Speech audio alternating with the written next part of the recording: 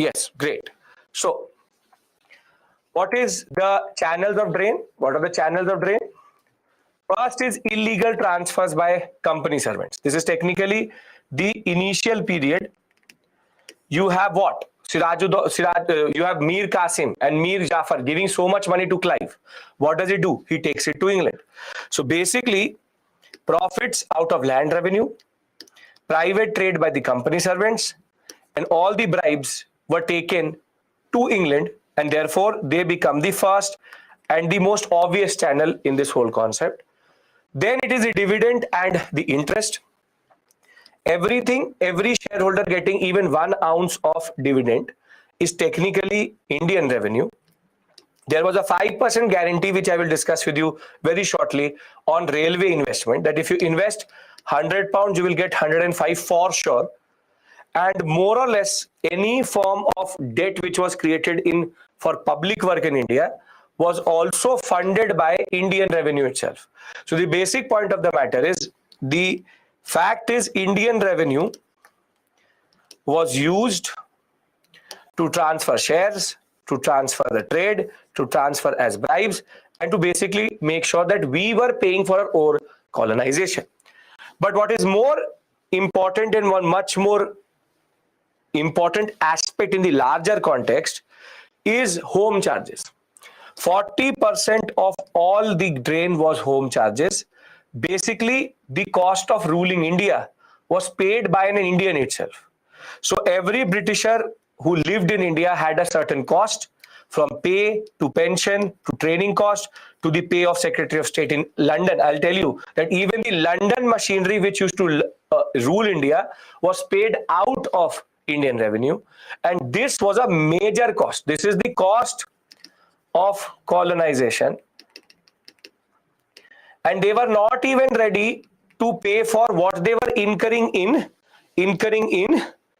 the English sector. So in London also, if you were in the Indian office, which I will discuss with you when we'll talk about constitutional development, you Indians used to pay for it.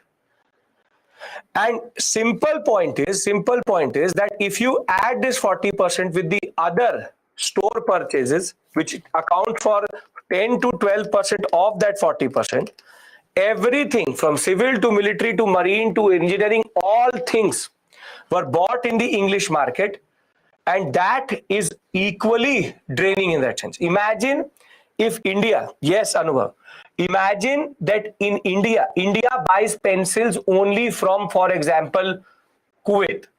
Everything, all stationery comes from Kuwait. So then who gains in that, Kuwait or India?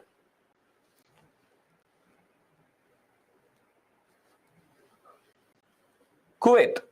Basically, the country which is supplying to us has a perpetual demand. We could have produced pencils ourselves. Any equipment produced in India would have technically led to development of industries in India, but that was also taken away from us. And this 40% is what really was draining India quite a lot, consistently in that sense. And in the end, any foreign capital which came into India was also paid for in the interest, dividend, anything. So British investment in plantation, mines, cotton, jute mills, everything. Britishers set up factories here, made a profit and took it to England.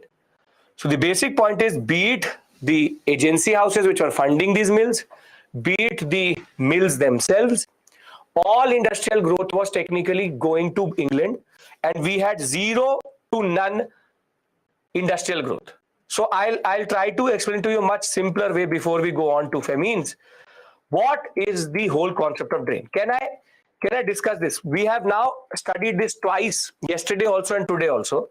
Can I just summarize everything and basically end this topic? Because it's a very important point. We'll talk about it again when we'll talk about moderate politics and Dadabhai Naoroji. But this is something which you need to understand as a base. Is everybody with me? Is this clear? Because then I basically show you how it happens in an example. For example, see, India, there's an officer. Who pays for the salary of the officer? India does. First channel of drain. This officer takes a bribe, but will this officer invest the bribe money in India? Yes or no? No. So he will take this bribe to England. So basically it is again a negative to us. This is again a negative to us.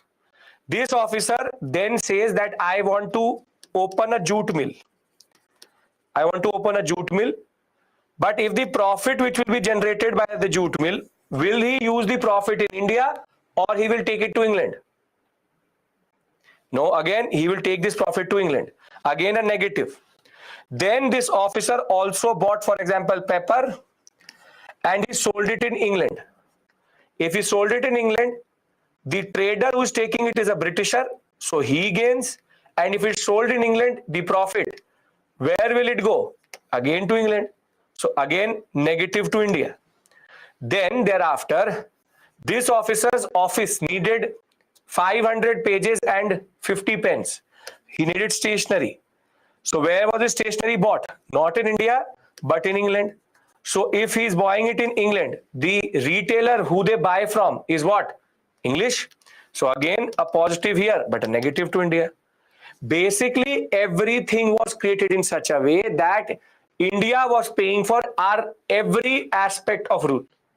So literally, we paid for our own colonization and we didn't even realize it. So if people say that India was looted via taking the money out of Indian pockets, technically, that's not true. We rather gave it to the British in India itself and they ruled us on that money. They ruled us on that money. Simple to simple point is, if you look at all the channels of drain, the drain channels are very simple. Be it the commodity, export, income goes to that person. Be it the triangular trade, again, British does not need to bring anything. Dividend goes to a British. Either way, a British, it is, yes, stationery is purchased out of Indian money. Simple point of the matter is, somehow the gainer was always an English, and we were paying that money to the English to somehow take it as part of the national income of the English. So now, do you understand the concept of economic exploitation and the concept of drain of wealth? Great. Perfect. Can we all be on the same baseline? I want everybody's yes, because this is a very important chain, because famines are somehow thought as a separate thing itself. But no, famines are the innovation of the British in India. Okay, now. Great. It's very encouraging that everybody is with me in that sense. Percentage of stationery is 10 to 12% within this 40%. Okay. Now, they are not natural. Never, famines are never natural. There's nothing called a natural famine. Nothing called a natural famine. Listen to me. Now I'm shifting to the concept of famines. Please concentrate, because though a question came itself, but it's a very important concept. What is famine? Famine is basically the shortage of food, which in turn leads to the death of people. And famine can happen two ways. Either there is a shortage, or there is a major problem in purchasing power. Purchasing power. People dying of hunger is a famine. Is a famine. What does purchasing power mean? Basically, you can't afford the food itself. You can't afford the food. Shortage means that there is a supply issue. Now, if anybody ever asks you, what is that one thing which the British gave to us for sure? It's not the railways, it's not the telegraph, it's not the technology. It's famines. Because at the rate at which it used to happen, at the propensity and the scale at which it used to happen, was never ever seen in India since the dawn of man in India itself. Since the Indus Valley civilization, we have never ever seen so many famines at such propensity, one after the other, one after the other, one after the other. And it's not like 1, 2 lakh, 50 lakh, 10 lakh, 5 lakh, crores of people dying. So famines are the only real legacy of the British in India. And now if you ask a Britisher that why did famines happen in India, they will give you a very circular argument. Now listen to me. Propensity means the repetitiveness, the level at which happens, the probability of it happening. Now listen to me very clearly. If you ask the Britisher, they will say that because we were poor, famines were going to be natural. But in that argument, there's a flaw. The flaw is you made us poor. Be it shortage or be it purchasing power. Why was there an increase in the number of famines? The increase in the number of famines is because land revenue settlements do two things. First, it makes the peasant landless and poverty stricken. And that in turn means that they go for commercialization. And when there is commercialization, it will in turn lead to shortage, because basically the commercialization process, people will move away from grains to cash crops. So the shortage is also because of the land revenue settlement, and the purchasing power is also because of the land revenue settlement. Are you getting my point? Both are a product, not a cause. Both are products of colonialism, not causes of famines. So the British can really stop giving this argument that poverty in India was something which was a given. The British were trying to tackle it. On the other hand, it is the other way around, which is that the poverty in India was never a given. Rather, grain shortage was never a problem in India, and deindustrialization, commercialization, all were created by the British. So the two simultaneous impacts of land revenue settlements itself means that famines never happened at such a scale. So if they ask you a question, why did famines or propensity of famines, the probability of having a famine, the number of famines exponentially increase in the Indian sector after coming of the British, will you be able to create this link that it is a British induced famine?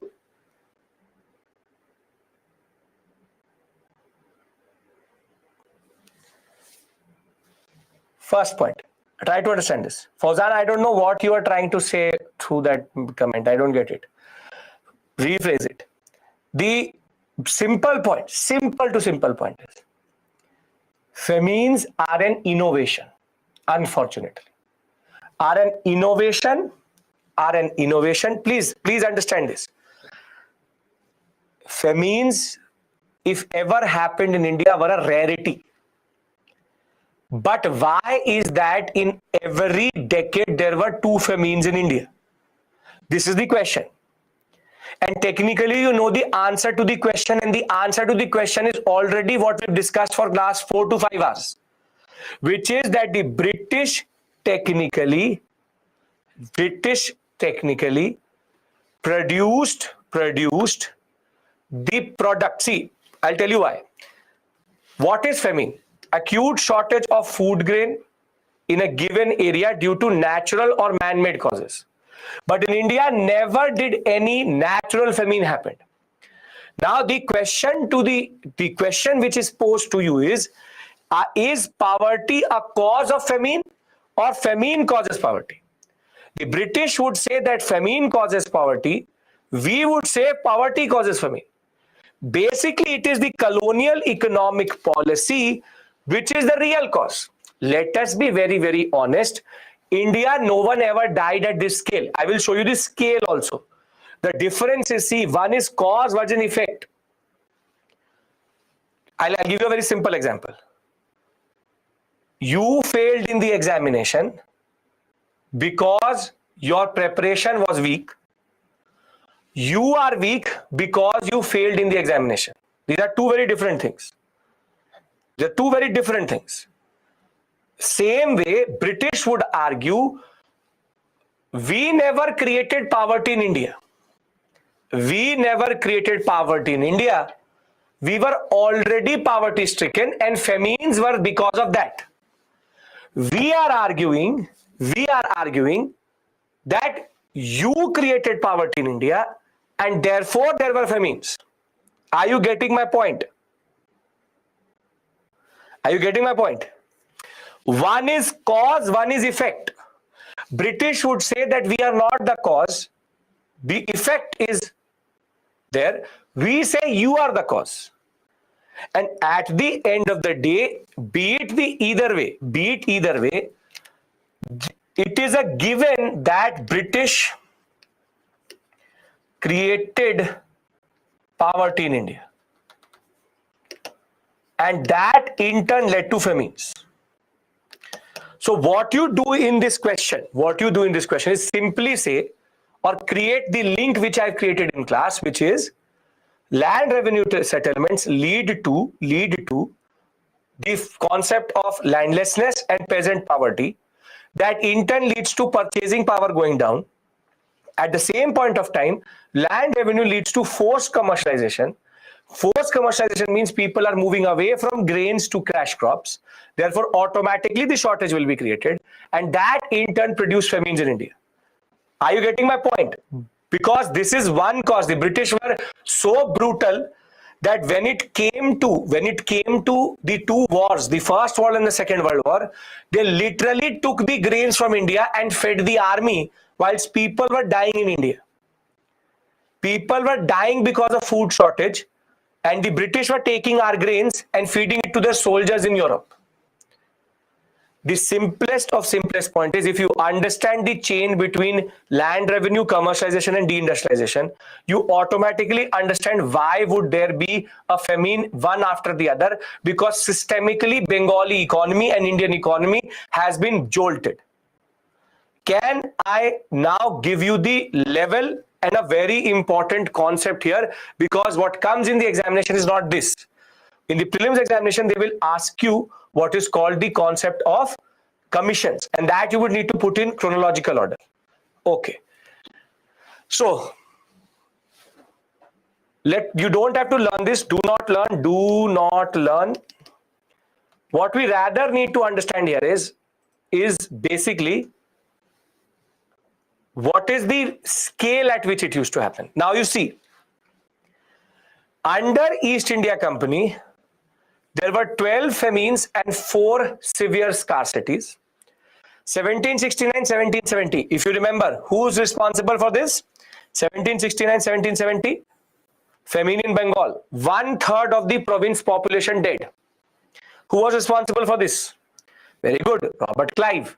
Clive put in European supervisors. They went and disrupted the whole economy. And that in turn led to, now see, 1/3 of the province population gone. 33% of the population of Bengal was killed in this. Then 84 severe famine all over North India. Then famine in Madras 92. Famine in Northwest and Awadh again in 1803. 1833 Guntur famine. 2 lakh people dead out of 5 lakh. There was a 5 lakh population. 2 lakh were dead because of the problem of food. 40% people dead. Then there is in 1837 another famine, and the biggest point is that the British were so oblivious to this story, they didn't care. They said, what famine, which famine? We didn't do anything. We are traders. We are not doing anything. The basic point of the matter is the British under East India Company did not even formulate a policy because they didn't care. What does the East India Company care about? What does the East India Company care about? Money. Close to 10 to 15 lakh people were dead, and that's a very big number in 1800s. And the British were like, what famine? Nahi, hame to nahi pata. We don't know. What famine? Acha, it is happening in North India. We don't have anything to do with it. We were just taking revenue from Bengal. They are blind to it. They are literally blind to it. So now when you say that all famines are natural or based on poverty in India, you are the one which technically created it. Now, some of you, if you remember, we were discussing that Rayatwari is better, Mahalwari is better. If Rayatwari was better, then why Madras presidency famine is happening? Why is that Northwest is also under famine? Awadh is also under famine? If you look at it, nothing is better. And Clive said, whose fault is it? Reza Khan, he took all the money. You see the level of exploitation and then see their audacity. The audacity is no famine policy formulated under the East India Company. Now are you getting why I'm saying that the British created famines in India? And basically it is their economic policy which was responsible for it. Can we go a step further? Let's see if the crown was better. When the British crown takes over, did Queen Victoria care about the Indians or the beloved crown care about the Indians? The story is equally problematic. 10 severe famines in India under the British. Delhi-Agra region, 1860-61. For the first time, when this was the first time the authorities were ready to look into the causation, intensity of the famine. There will be also a report which will be submitted, Bread-Smith report. But the report was, these Indians eat too much. That is their problem. It is not our policy. They are poverty stricken. They don't have food to eat, and that is not our problem. So basically, no concept of causality that it is us, and basic principle is go and give them food. We know that they need food. Then in 1866, Orissa famine. Orissa, Madras, Bihar, Northern Bengal, 13 lakh people killed in Orissa alone. And no steps taken. When crowd took over after 1857, 1858. After this is 1858. We will discuss that. Don't worry. 1857 is coming. The basic point of the matter is that 68, Northern and Central India, it became a joke. It literally became a joke. And it will now take them another 20 lakh people to figure out what to do. So are you understanding that total there were, and this is a conservative estimate, that 13 lakh. This is an official figure. If you actually go with the real figure, it would be close to 20 lakh. If you look at it, 22 famines have happened, and still they are saying, we didn't do it. It's not our problem. We will give you relief. We will give you relief. You are too hungry. We will give you relief. So very simply, see, you don't have to learn this data. I am trying to create a picture in front of you. I told you that the British were the reason for famines. And if you don't believe it, then why is that after 1765, there's one after the other famine? This data is not to be learnt, is to be felt, is to be understood as testimony to the fact that famines became a common reality in India. And by the time we come to 76-78 period, Great Famine affected Madras, UP, Punjab. Many villages were fully depopulated. R.C. Dutt, a very important nationalist, believes 5 million people perished in a single year. How much is 5 million? How much is 5 million? You tell me. In lakhs, how much is 5 million? 50 lakh people died in a year. 50 lakh. Between 1850 and 1900, 2.8 crore people died because of famines. And thereafter, the British will start to realize that this has become a problem. 2.8 crore in 50 years. This is horrifying. And they don't have a sense of guilt. Zero. According to them, Indians were the reason for their own problem. And there's a very, very, very cryptic line which even the much celebrated Churchill says. Churchill was the British Prime Minister when the Second World War was happening. Churchill was asked by a reporter that there is the Great Bengal famine which is happening in India, and that was because all the food grains in India had been diverted to England. So thereafter, Churchill said that if so many famines are happening in India, why hasn't Gandhi died? That is his explanation, that if people are so hungry in India, Gandhi should have died for it, or Gandhi would have died in it. That is the level of obliviousness. I'm not saying this for theatrical effect, but you need to understand the gravity of colonialism. Sometimes we don't actually feel, because we are a generation which has the privilege of being born into independent India. With the constitution, the comfort, the cushion, the bed on which we sleep is the Indian constitution, which shields us from a lot of things. But these people died because the British only wanted profit, only wanted money. And what is the irony of this story is it will take us 100 years to realize this. 100 years to realize that we were being affected. Gravity, context, and scale clear. Because then we have to discuss a very important concept, which is what is their response. Now, in response, there are 3 commissions which you need to know about. Strachey, Lyell, McDonnell. And I'm going to give you an acronym for this so that we can easily remember this. SLM. If you are not comfortable with it, Stralima,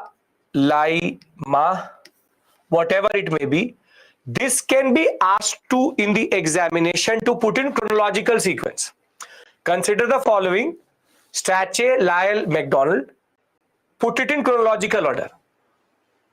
Basically, you need to know which one was which. Which one was which. So SLM works for you because I will do it for education policy. There's again a very, very good acronym which I will give you. But I hope that you are able to first learn SLM. These are commissions which the British established in order to study it. So when the Strachey Commission was established, in the unannotated PPT there is much more detail if you want to read, but here relief should be taken in the form of supply of raw grains and money or cooked food. Well, obviously, suggested suspension and remission of land revenue and rents, which is basically that if there is a famine which happens, then you don't take land revenue from them. Then in 1883, a famine code will be established, after which there will be a certain protocol they will put in. However, the irony of the story is that will again be followed by a great famine in India, which will affect every province. In response to this, they will establish the Lyell Commission. Lyell Commission will say the same thing. Famine code should be there. Province should be responsible. We need to help them. We need to do this. We need to do that. But no sense of responsibility. And last but not the least is McDonald Commission, in which the famine commissioner in every province were to be appointed, and they were expected to go around and understand the problem itself. The simple point is this is called piecemeal approach. Piecemeal means Strachey, Lyell, McDonald, all three had the same problem. Something happens, they respond. We are very good at doing that also. Anything happens in India, but what do? We establish a commission. A building fell, commission. A bridge fell, commission. This we've learned from the British itself. If there's something you want, put a commission. They have done it in the form of responses to famines. But the irony of the fact is that even before we got independence, 5 years before we got independence, 30 to 45 million people were basically killed in a man-made epidemic and famine, because first there was famine and then there was malaria, cholera, smallpox, malnutrition and starvation. And the cause for that was that all food in India had been diverted to the army. What is the period of the Second World War?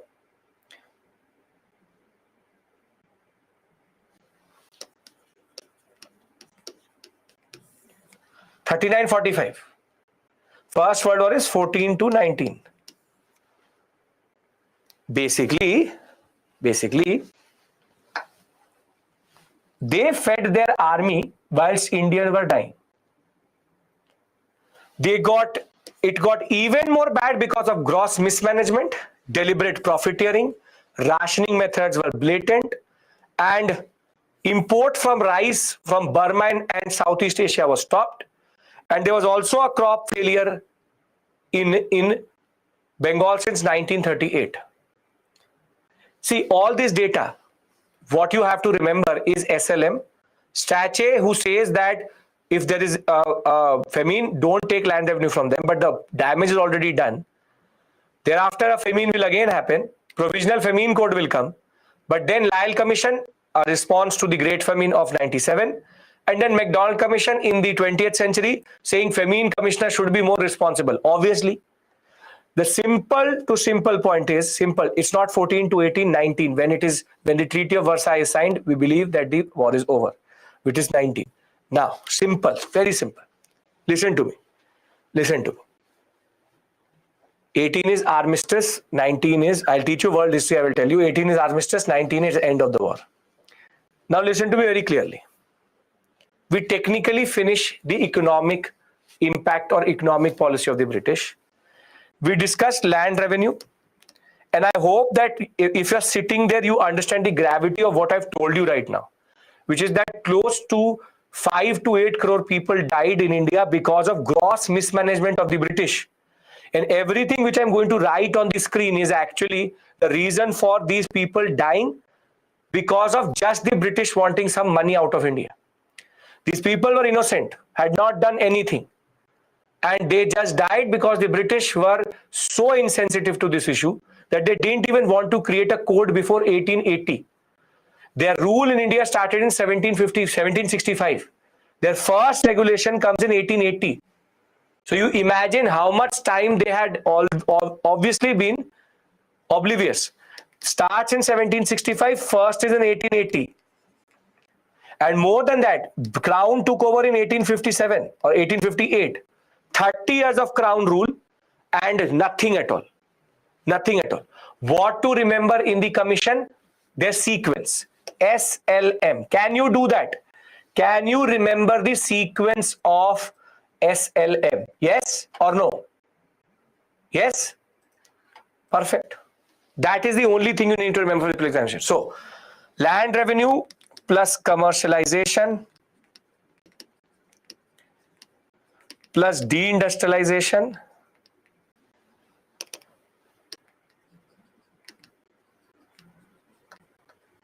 plus famines plus drain of wealth is what is the economic policy of the British. And the basic outcome here is death, landlessness. Commission was established in 1880, which means Crown Rule. Death, landlessness, destruction, drain, loot, and all forms of industries did not exist. If there was one word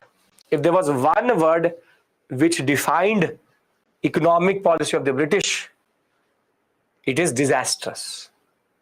Destroyed each and every province is a state, Pritam. Each and every man, woman, peasant, weaver, industrialist, and every Indian was impacted. The famines were the man-made natural disasters, or rather man-made disasters which used to happen in India. And famines are technically a cumulative impact of land revenue, commercialization, deindustrialization. So provisional famine code is that you have a protocol what to do when a famine happens, but you don't have to learn it. You're not a famine inspector. Simple point. Before I go to the previous year questions, rather I would like to do previous year questions with you. Simple point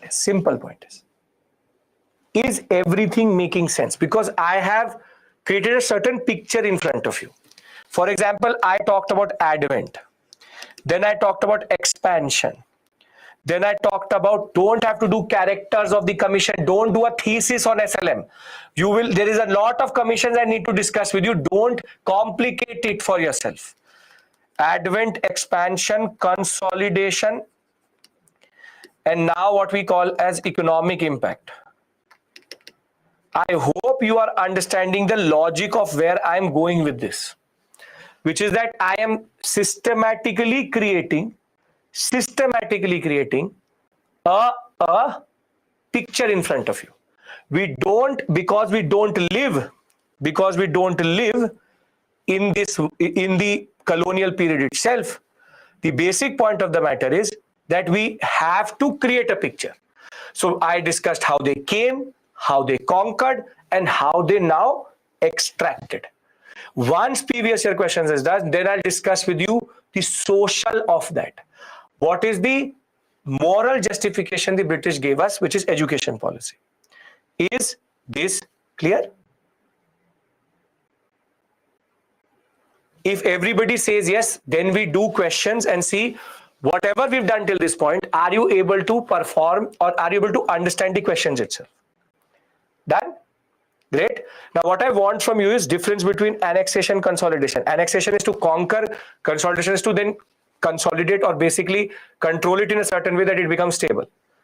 First thing point, SLM, please remember, Strachey, Lyell, and what we have as the last one, McDonald. 2 rules. Sit up, have to hold the screen. I'm going to push a poll to you. The polling feature, 4 options are going to come in front of you. I'll give you a 30-second timer. 30-second, or we'll see. 30-second is enough, I hope. SLM is nothing but the 3 commissions: Strachey, Lyell, McDonald. That is it, what you remember. Simple point is 30 seconds. Everybody is going to read. I will read the question to you. You will answer and we will understand the question thereafter. Remember the questions. Mauli, these questions are till this point. Thereafter, what I do today, the questions are for separate issue that we'll do next week. That is not the point. Can we do previous year questions? Is everybody awake and with me now? Yes? Great. Perfect. We've been waiting for this. Now, finally, we've done so many things that I can do previous year questions with you. First, 2021. Consider the following statements. Read it with me. Saint Francis Xavier was one of the founding members of the Jesuit order. It's been a while we did this. Saint Francis Xavier died in Goa and a church is dedicated to him there. The feast of Saint Francis Xavier is celebrated in Goa each year. This question is extremely easy because one fact you know and you will automatically get the answer. I will teach you a method today which is important. Okay. Let us take the question. 45 seconds, 4 options in front of you, and you need to answer. Come on. It should pop up in front of you. Do not remove it. If you remove it, it will not come back again. Choose from A, B, C, D, and you just have to answer it. Use your basic knowledge which we've discussed in class. All questions are not naturally being done. What will happen is once I've covered a certain number of themes, we'll discuss the previous year questions of that. So whatever I'm doing today is what has come till this point from all these things. Mains questions I will discuss with you on Monday. Today I wanted to basically concentrate on prelims questions. Yes. Bhavna, the question is in front of you. Wow. Great. Never seen this percentage. 62% C, 10, 11, 17. I don't know who's teaching you modern India, but you understand modern India for sure. Okay. See, this question uses very simply elimination, which is, if you remember, I told you that Saint Francis Xavier was literally, he died in China and he was literally taken out from his grave in China, brought back to India and then reburied. He died in Goa. No, he died in China. And then there is a church dictated to him. Now, the beauty of this question is, as soon as you know this is the wrong statement, tap.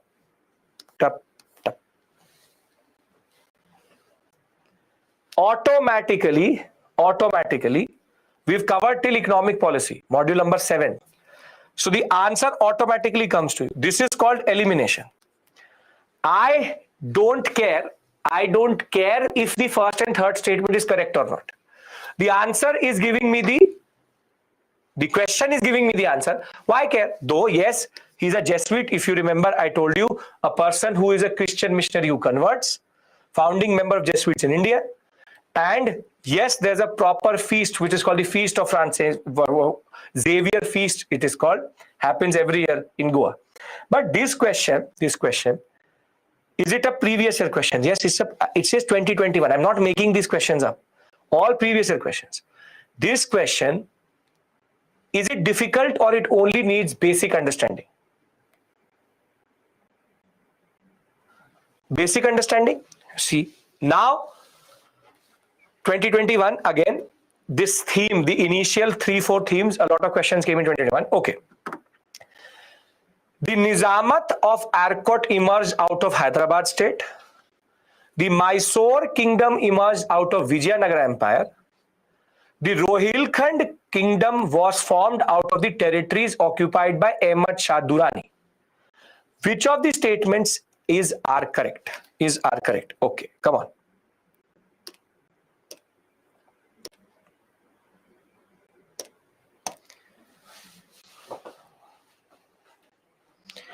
Just use your basic knowledge of regional kingdoms. I gave you the stories, how they came out, and basically you need to understand how they were created. Salam, you are reading the question the other way around. It's which of the following statements are correct, not incorrect. Please read the question very properly. Very properly.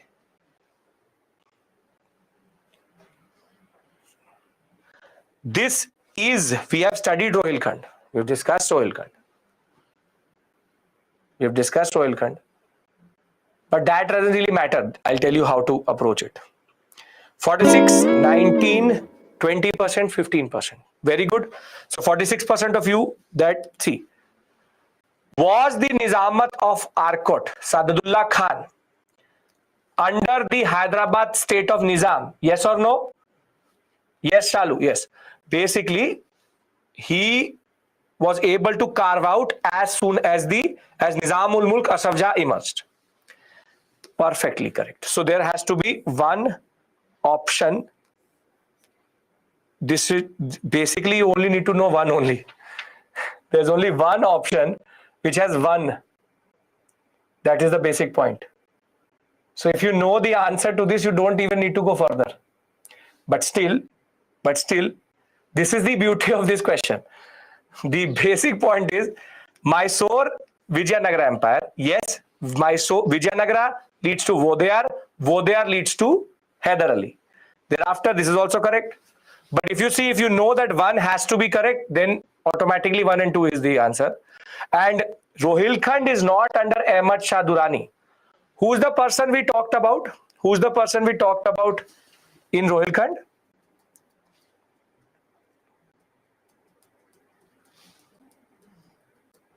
Ali Muhammad. Very good, Pranay. Very good. Ali Muhammad Khan. Perfect. Now tell me, what do you need to answer this question? What do you need to answer this question? What do you need as a part of your strategy? Revision, basic information. Ali Muhammad Khan is the person who was able to carve out a part of the Mughal Empire as a rebel state. We've discussed this in class. But what you need for this question is revision. But still 50% of you are able to reach to the point. The basic point is, if you're not getting it, what you need is revision. If you're getting it, perfect. Can we move on? Again, the examiner has been very kind to us because the options are very, very easy. And this is a very standard thing which happens when the question is very, very difficult. The option is sometimes very, very easy. Very, very easy. Okay. Now, this is a difficult question. This is a difficult question. And I want you to read it very properly, which is, in the first quarter of 17th century, listen to me.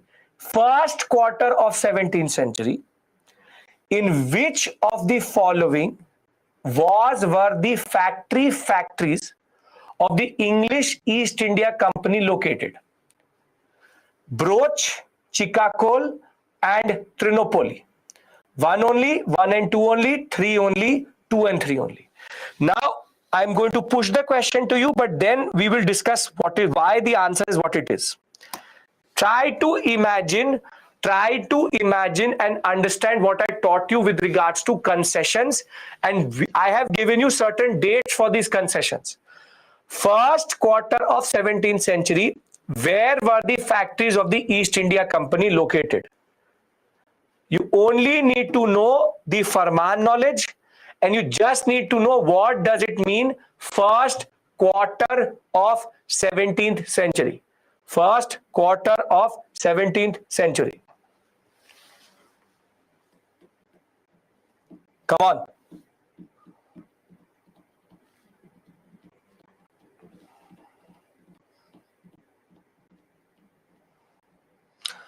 Great. Really encouraging. Perfect. Pat your backs. Very difficult question. 56% A, B 15, 17, 13. If you're not getting it, just revise. See, what is first quarter? Quarter is how many years? Quarter is how many years?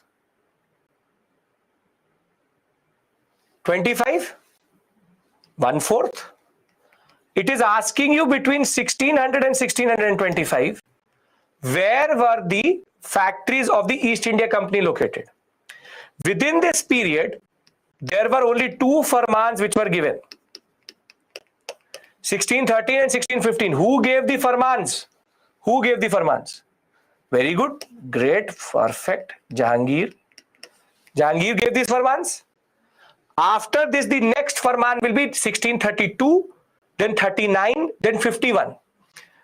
Golden farman. Thereafter, the farman of Chandragiri, Madras, and then the Shah Shuja farman.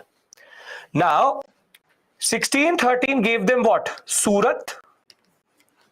And 1615 gave them Bengal, Mausolipatnam,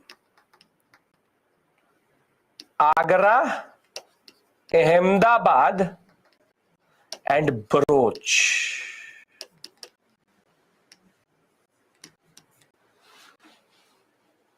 Bharuch. Trinopoli, in what context have we studied Trinopoli? Where did I talk about Trinopoli? Very good. Carnatic War, Second Carnatic War. Trinopoli is where Muhammad Ali was, where the French and Chand Sahib were concentrating. This obviously could have not been an option because Carnatic Wars are happening in 18th century, 1740. So this would have utterly gone. You only needed to decide if Chikakol was there or not. And Chikakol is technically modern day the Vishakhapatnam sector. This question is difficult. But if you have basic knowledge of 1613 and the 1615 Farmans and what was granted, and you trust the information, you don't even need to get confused with Chikakol. Chikakol has just been pushed as a random term. Srikulam area the coastal territory of Andhra Pradesh is called Chikakol. But again, I trust my information. Is this making sense? A lot of you would be between A and B, you would be totally caught up. I totally get it. If you get this question, then you are trusting the data and then you're trusting your knowledge. And this is the basic point. You have to trust what you know. And basically, I'll tell you a basic trick for anybody who was put off by 17th. The century is always one forward. 1600 is called 17th century and 1700 is called 18th century. What century are we in? 21st, because we are in 2023. So 2000 will be called 21st. Can I move on? Can I move on to the next question? This was the most trickiest, more or less trickiest of all of them. Great. Are you now getting the point of what we have been doing for the past 8 classes, whatever it may be? The basic point of the matter is you don't have to get caught up into nitty-gritties. Basic conceptual understanding will be enough. Okay. Now, 2020. Wellesley established the Fort William College at Calcutta because, and 2020 is the year of the question, it's not part of the question. He was asked by the board of directors at London to do so. He wanted to revive interest in Oriental learning in India. He wanted to provide William Carey and his associates employment. He wanted to train British civilians for administrative purpose in India. Come on. This should be again slam dunk. Now I'm going to 30 seconds because you don't need that much time for this question. Okay. Come on, everybody is going to answer. 20th century would be 2000 to 2999. 3000 would be that way. 2000 till 2199. It would be 21st century.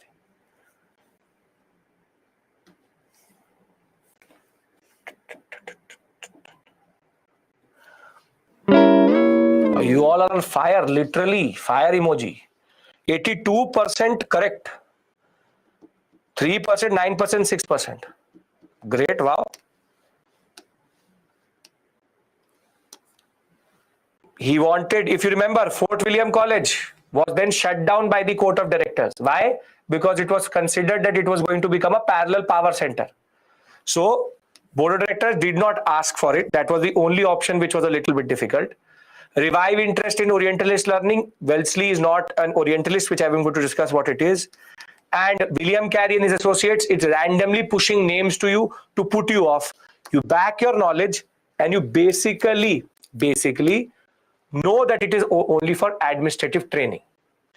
Here, a very important, these all are previous year questions. There is no, I'm not changing the questions or options. These are seeming easy to you because you know modern India now. If it's looking easy, it's a good thing.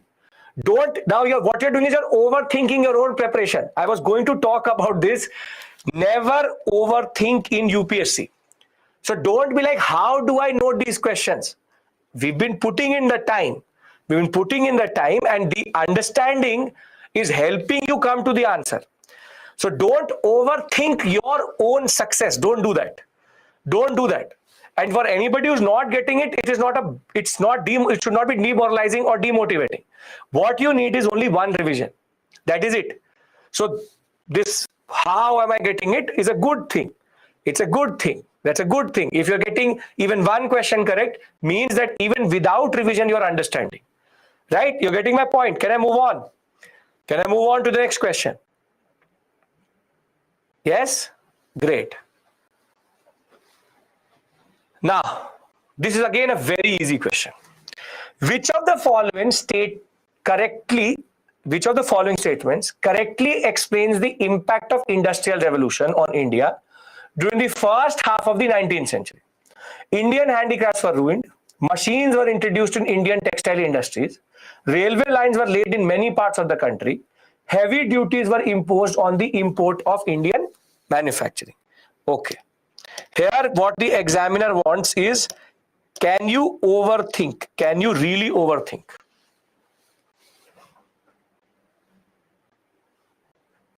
Well, Satyajit, it's a brave new world now. Come on. Don't overthink, because a lot of you, I know your hands are going to 2-3 options. Don't overthink. Understand the difference between cause and effect. Great. 63%, and I knew that there will be a distribution of 12, 11 and 14. 63%. Great. Perfect. C. Explains the impact of Industrial Revolution.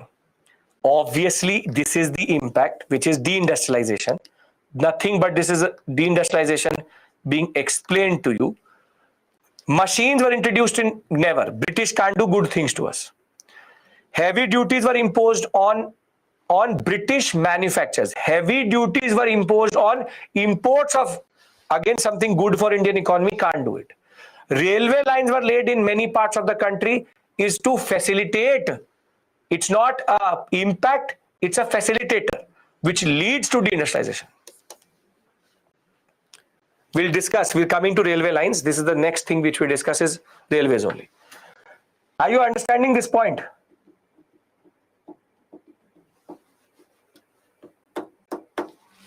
Great, Sachin. Now, again, this is a tricky question, but this question only needs understanding. 2018. Which one of the following does not apply to the system of subsidiary alliance introduced by Lord Wellesley? Remember the ad which I showed you, which was shown to that ruler. To maintain a large standing army at others' expense, to keep India safe from Napoleonic danger, which means French, to secure a fixed income of the company, to establish British paramountcy over Indian states. Paramountcy means domination. Okay. I'll give you time here. I'll give you 15 seconds more. Read it closely. I want you to read it closely. You need to know which is not part of the scheme. A lot of you are saying a lot of things.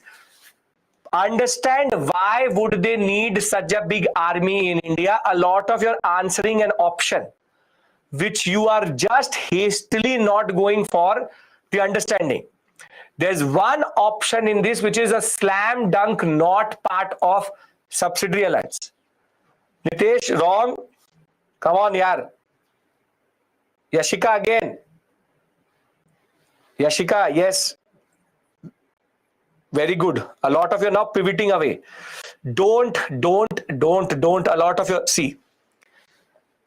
I know that most of you answered B, but B is not the right answer here. The answer here is C. You listen to me. You listen to me. Lord Wellesley introduced subsidiary alliance. What were the clauses? They can maintain a large standing army at others' expense. This is actually subsidiary alliance, yes or no? The British can technically control internal and external foreign policy, and they were now going to become paramount power. So this is also correct. So these two can't be the option. Now tell me one thing.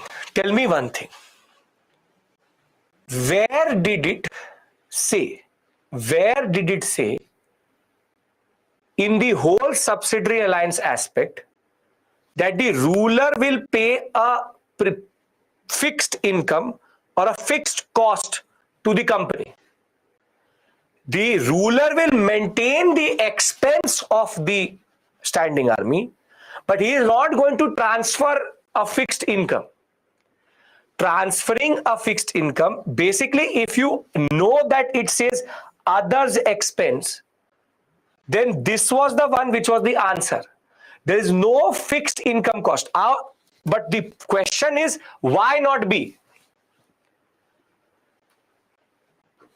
The second or third most important clause of the subsidiary alliance was, no other European power should be in your territory, and no other European should be employed in your area. Napoleonic danger means French danger. Weren't the Anglo and the French, the English and the French, fighting with each other? So by having a large standing army, that was an advantage which the British had over the French.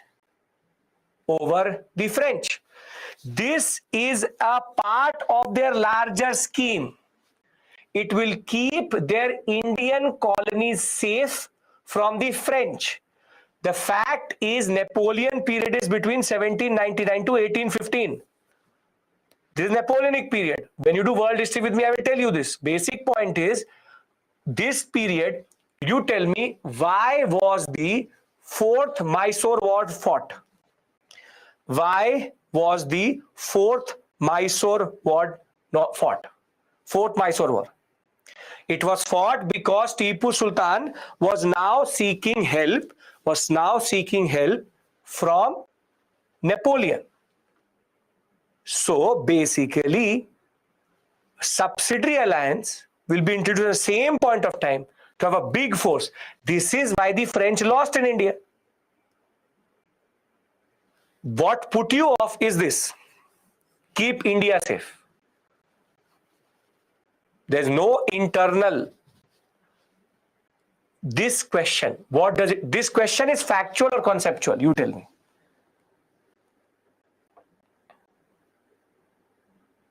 It's a conceptual question.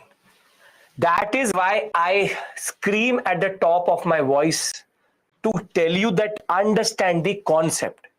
Subsidiary alliance is never about fixed income. It was enjoying on someone else's money. Technically, subsidiary alliance is like taking a treat from your friend. You don't care how much your friend actually pays. You are enjoying at his expense. You don't take a fixed income from him. Overthought, got confused, the separate issue altogether. But now, are you getting the point of all discussions which we do? Is this making sense? Yes? So now, when you look at Napoleon's name, understand the implication. Okay, great. Economically, one of the results of the British rule in India in 19th century was the increase in the export of Indian handicrafts, growth in the number of Indian-owned industries, commercialization of Indian agriculture, rapid increase in urban population. Come on, this 30 seconds. Come on. Everybody knows the answer to this.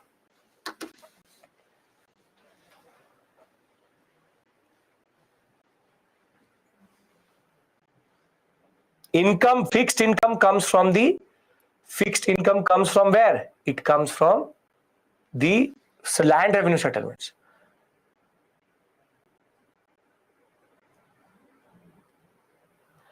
Yashika, why are you again? What is the logic of writing that option? 84%. If you're literally thinking like a Britisher, great.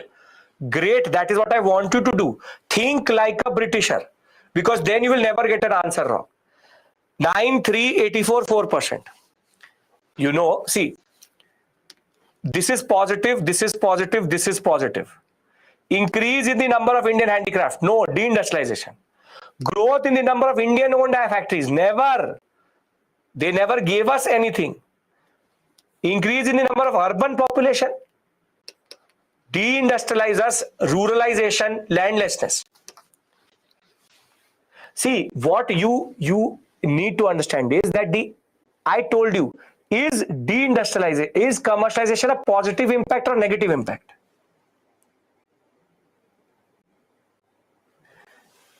And this is what I told you, forced commercialization. So you see, think like a Britisher. What would a Britisher do in this situation? This question again is a conceptual question.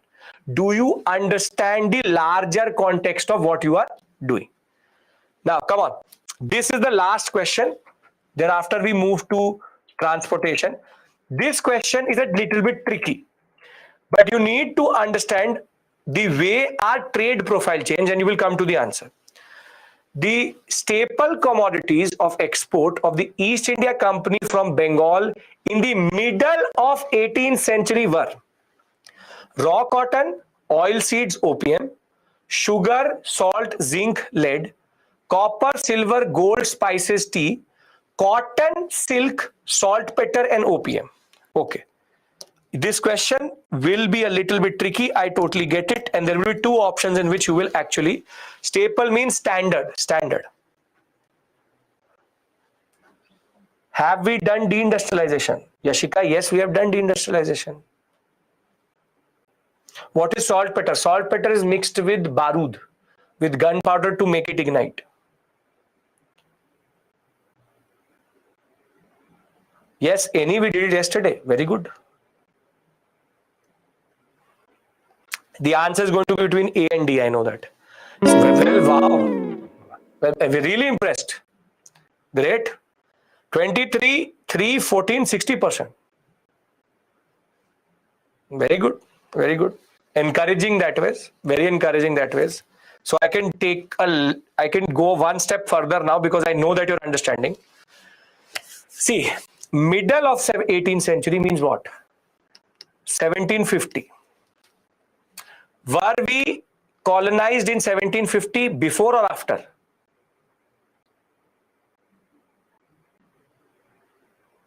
After 1757, 1765, all come after. So it means that the British have not changed our profile. Now the UPSC played a game here. All of this is immaterial, all of this is immaterial, all of this is immaterial. The question was, do you know the difference between cotton and raw cotton? So, see, all of that is put as filler. India, before the coming of the British, was a net exporter of textile, which is cotton. But once we were in the British era, we got in a way colonized. They made us the exporter of raw cotton. Why were we made an exporter of raw cotton? Why we made an exporter of raw cotton? What was the purpose of the raw cotton? Yes, the Industrial Revolution. So basically, it is the Industrial Revolution which shifted. And if you remember, in commercialization, I had a slide that the textile industries were not happy. They wanted the cloth from India to be put on a lot of duty, and India could become a raw cotton exporter. If this answer is D here, if the question would have said middle of 19th century, then what would be the option? Then it would have been A. But if it's saying middle of 18th century, it has to be D. Again, conceptual interpretation of data. Done? Prashant, I can do more, but if I ask you a question on August Offer and Cripps mission right now, I have not taught you that only. So we will do as we go on. I'll keep on asking questions. Monday, I'll do some mains questions also with you. But I hope till this point, everybody was able to get something positive out of this discussion. Raw cotton is raw cotton. Cotton made into textile is cotton. Simple point is raw cotton is cotton, the balls of cotton. Cotton textile is when you make, I'm exporting this, right? Simple point. Is everybody now a little bit aligned with my vision of what we are trying to do here? And you get the point of the discussions which we are doing. And last but not the least is, I will do all questions with you systematically. But what I want you to do is first, trust the data, trust the PPT. Second, trust yourself with that data. And third, stop overthinking. UPSC is not a school examination. They don't care about dates. They don't care about factual things. They want conceptual understanding. One question is incorrect. All are incorrect. All are correct. None is correct. Doesn't matter here. You have not done one. You have actually not done one revision. You have not even touched the book. You've only studied with me. You've listened to me for the past 8 classes. And if that is what makes you do only 3-2 questions, that is more than enough. You will improve. I will make sure that you improve. If you're already there, let's take you to the next level. Done, everybody? Chronologies are important, not dates. Perfect. And if you have been able to solve all the questions, and if you find them easy, don't think of yourself as changing. It's a good thing. Basically, now you're understanding modern India. Perfect. Raw cotton exported due to industrial revolution. Before that, we were exporting calicos, muslin, what are called cotton textile. Okay. I will see you now at what is 6:35. Let's take a break here. When we come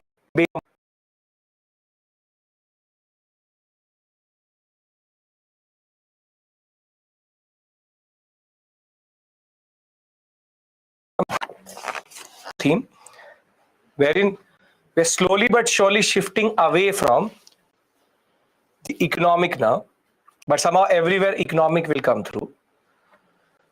But basically, we need to remember simple points here: means of communication and transportation.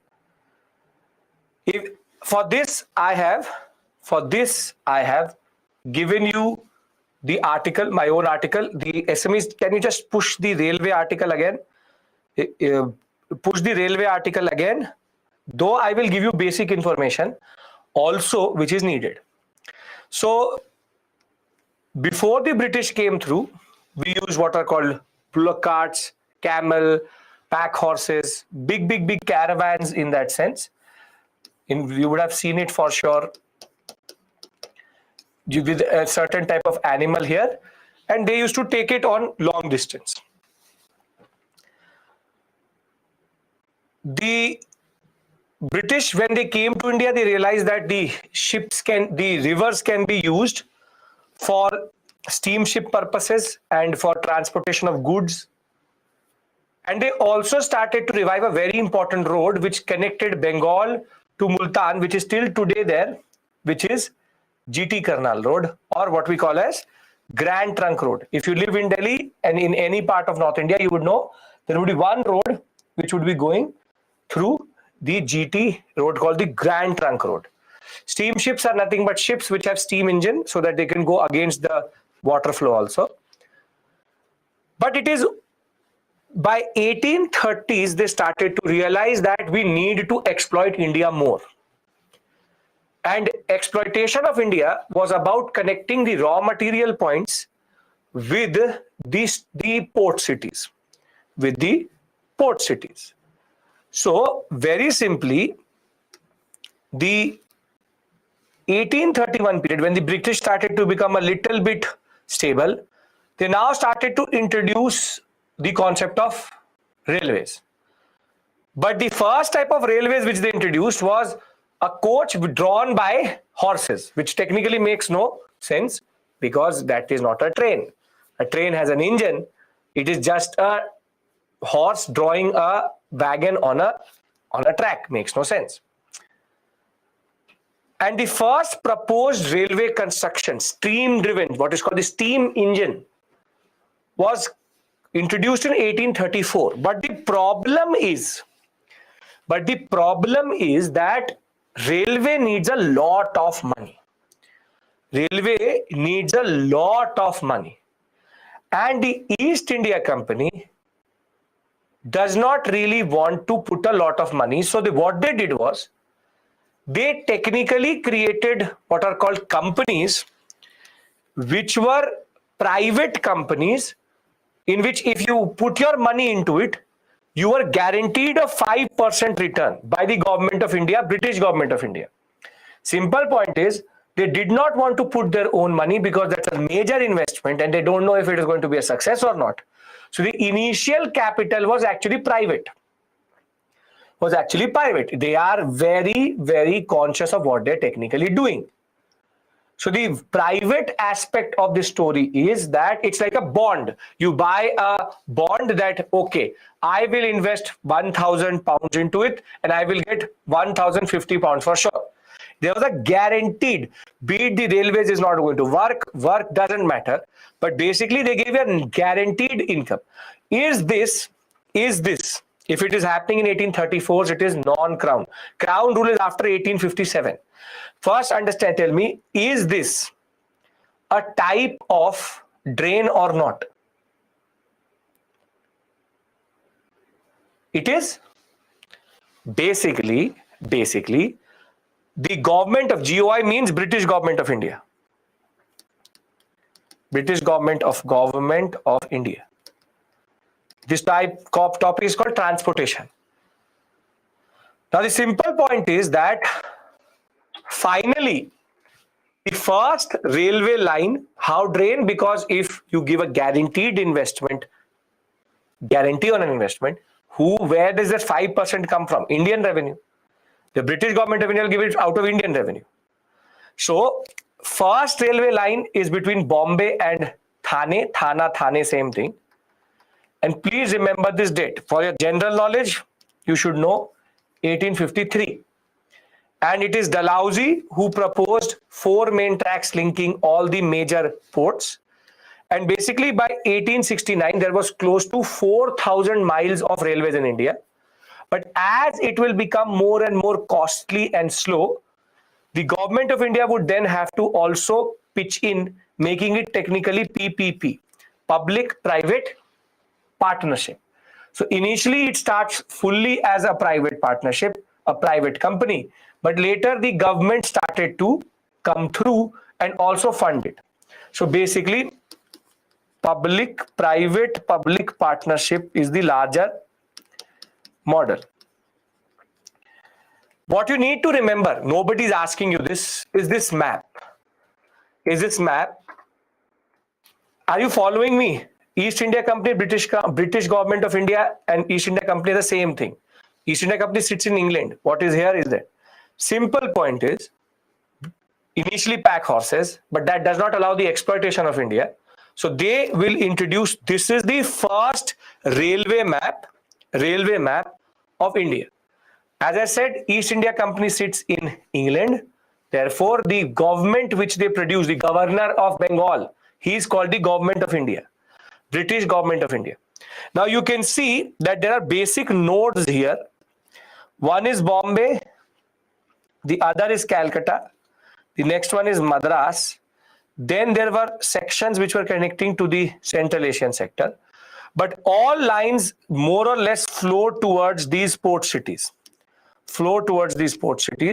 Because at the end of the day, at this point in time, the capital of India is Calcutta. The basic point of the matter is that these networks were not being created for the betterment of the Indians. It was created for the exploitation of India. However, railways had a major unintended consequence. What was that unintended consequence? Yes, to have quicker gain of wealth. What was that unintended consequence? Yes, very good.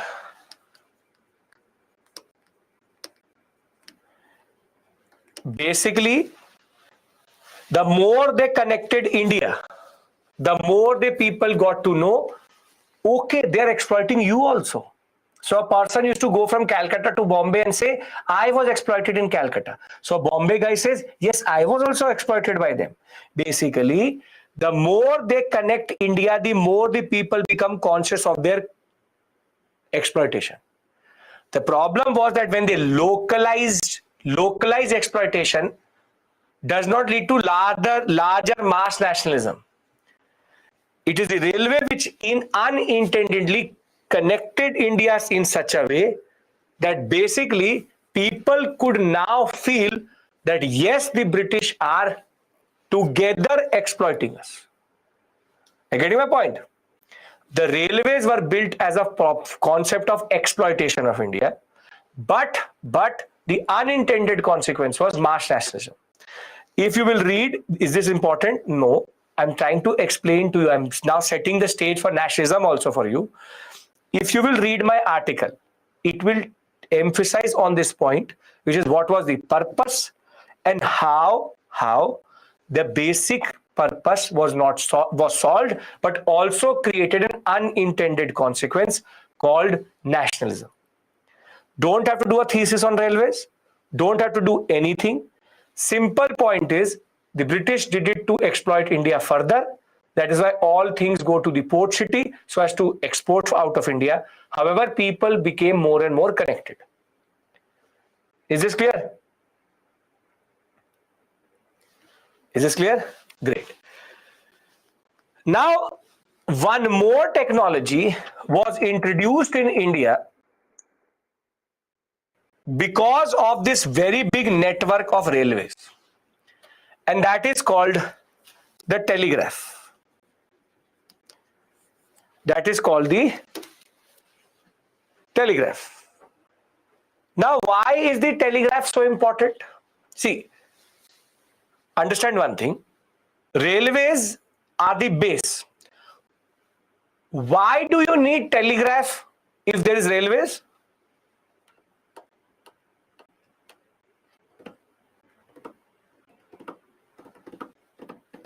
See, a train left a station and is going to the next station. How will you tell that? Basically, as soon as the train used to leave, the telegraph was sent to the next station that the train has left. They used to receive it and they know that now the train is coming. That is why it is believed that railways and telegraph go together. If you don't have a telegraph, then how do you get to know that the train is where? This is the basic point. Telegraph was a very important technology because through electronic messages and what is called the Morse code, you can send messages within seconds. And it's a very standard thing. It's a very standard thing. When you push down on this, the way a telegraph works is very simple. The way a telegraph works is very simple. This is technically a electrical circuit. So you have the telegraph, and this is connected to a receiver, and a person is on the other end receiving the electrical symbol. Every time you go down, the circuit is completed and it makes a noise. And the way you tap it is technically called Morse code. So, for example, 2 dots could be A, then 2 dots long press could be B. So the point is, they used to just sit there, and I've shown you this image. They used to just sit there. There is one person who taps and there's one person who listens. So very simply, so he listens and he keeps on writing. What is that? So they know that, for example, 2 dash dot dash dot dot dot dot dot, and then if you want to stop, 1 dot. So this is cat, CAT, and then stop. So very simply, they used to send signals via this. So they used to say, and then you can't send very big messages, but it said train, TRAAIAN, train, left station. So they very simply just used to say basic standard messages. And the telegraph was very, very important. Again, Dalhousie, who's considered the builder of modern communications in India, he made sure that the telegraph lines were laid along with the railway tracks. So very simply, telegraph is a very important technology which connected India and England at this point of time, because there was a telegraph line which was laid from Calcutta to England via land route, so that in the court of directors could talk to the governor of Bengal in that sense. So very small messages, but very, very important. You know why the revolt of 1857 failed? Why did it fail in certain sectors? Because the non-unity is there, but because when the Delhi was caught by the Sipahis, before Delhi was caught, the telegraph operator sent a message to Calcutta saying Delhi has fallen. And if that telegraph line would have been cut, the British would never get to know that Delhi was actually fallen. So the Sipahis were very clear and very smart in doing it in Meerut. Meerut, first thing, they broke the telegraph line, but in Delhi they were not able to do it. So a very simple message was communicated to Punjab and Calcutta that Delhi has fallen, and they knew that Delhi was now under siege. We'll discuss all these things when we'll discuss 1857 coming soon. So 1853, same time as which the first railway track was brought in, a telegraph line was there between Calcutta and Agra. Dalhousie also introduced postage stamps, and previous cash payments were removed. So basically, you don't have to pay money to send a letter. You just buy a stamp and put it on the letter itself. The postage and telegraph department was also established, and later he will cut the charge. Previously, what used to happen was distance did not matter. It was just the weightage. So what he did was that it was costing the company quite a lot. So he said that distance will also be calculated so that the rate or how many stamps you need to put in will also be there. But again, you don't have to. Why? We'll discuss 1857, then we'll discuss why it failed, this and that. Don't go there. Simple point is 1853, first telegraph line, first railway line. Can you remember these two things? Can you remember these two things? Because there's nothing here. Telegraph and railways, simple point, tandem to each other, work together, and we'll discuss the implications of this further as we go on. Now I want to discuss modern education policy. Basic one more time: railways for exploitation of India, telegraph to make sure that railways work better, and for communication. Simple point is railways, unintended consequence, mass nationalism, and telegraph was a very important tool of rule itself. Again, Yashika, I'm not discussing why 1857 failed here. I'm not taught you 1857. So why would I teach you here? Postage stamp, Shalu, simple point is previously it was just based on buying 1 rupee, 2 rupee stamp. Distance of the postage does not matter. But later Dalhousie changed that system. Distance also mattered as much as weight of the thing. Okay. Again, does not really matter in our discussion. Telegraph is a modern communication tool needed for railways, because you need to put in schedules and tell where the train is. And simple point is was established in 1853. Can you remember these three basic points? Yes. Can we discuss education policy, which is much more important to our story? Dalhousie is the person who did both trains and telegraph. Okay. That question was not about this. Okay.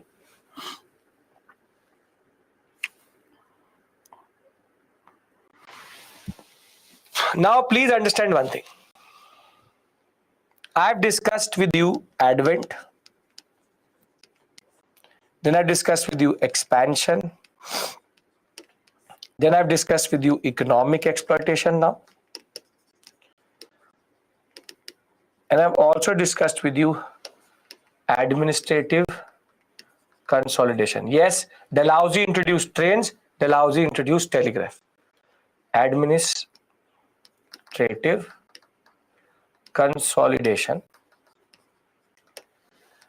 Now the point of the matter is we need to understand the justification of the rule of what we call as the rule in India, which is called social. Now we are going into the social. Now the basic question which I'm going to ask you here is very simple, is that education policy embodies in itself a very simple question. How do we rule India? What is the purpose of rule in India of the East India Company? Please tell me. What is the purpose? The purpose is profit. Now we know that they want money. But the point is that how should we rule that we get maximum number of profit without touching too many things? Yes, Chaluvadi, yes. So you understand the dilemma of the British. Basically, this is called the philosophy of rule. Philosophy of rule. Please pay attention. It's very interesting. Basically a mains-ish area. So you need to conceptually be clear. The question from prelims, there will be no question more. The question from prelims is most probably going to be what is called Wood's dispatch, this Hunter Commission, this and that. But this is a very mains area. I need to exploit you. But how do I exploit you? Do I make you feel that you are being ruled by someone else? Or do I rule in a way that is beneficial to me? Stop typing, listen to me. I'm asking you a very important question. Do I rule you in a certain way that you feel that nothing changed, but I'm a new ruler? Or should I rule you in such a way that is beneficial to me, but makes it obvious that there is someone new? And this is the dilemma which the British were caught up till 1833-35 period. So basically between till 1833 and till 1830, this basic cutoff date, 33, this period, they're caught up in a major problematic dilemma. There's a dilemma. How do we exploit India? How do we exploit India? And it was about, see, if you will exploit, see, it's the white man, it is the white man's burden to make the barbaric brown man educated. And this was the moral justification which they gave to themselves, that we are here to civilize. We are here to civilize the Indian. For that you need education. And that is why it is in the educational sphere that there was a major debate which was eschewing and it was developing. Basic point is, how do I exploit you? You are uncivilized, I have to educate you. You are uncivilized, I have to technically fully exploit you. But how do I do it? Are you getting the question which is there in the mind of the British at this point of time? Are you getting this question? Are you getting my point? The question is very simple. How do I rule you and exploit you at the same point of time? How do I rule you and exploit you at the same point of time. Again, I'm not saying new words. I'm just saying this simple point. How to rule and exploit without creating rebellion and also not investing too much. This is called the philosophy of the rule. I don't want to put in too much money.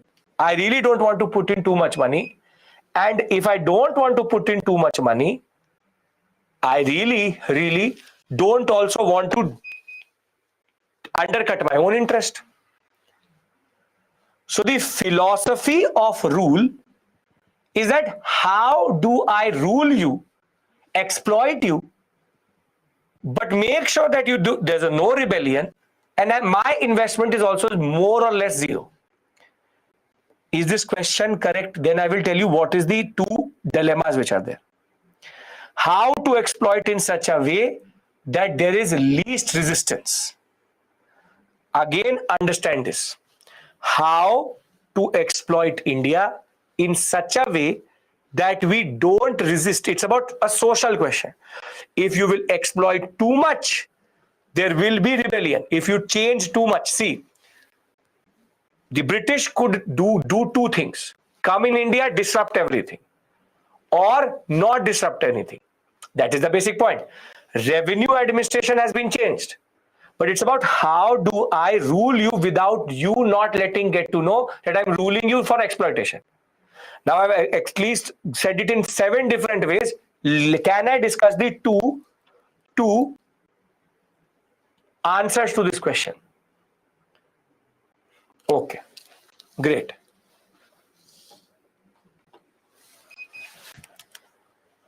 Now,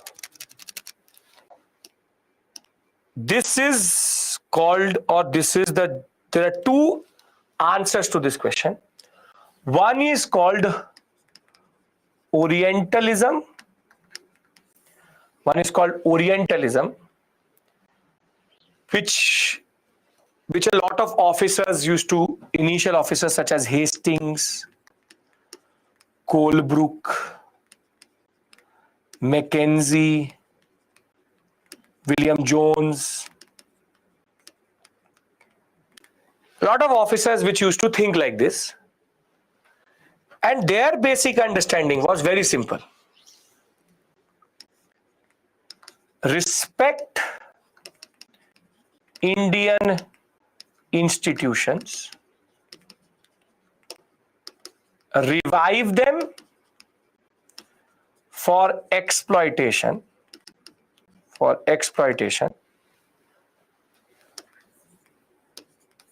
minimal intervention,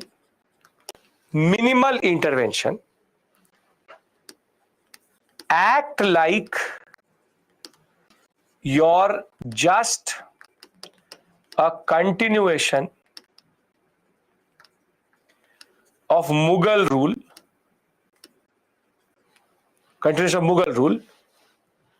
and rule and exploit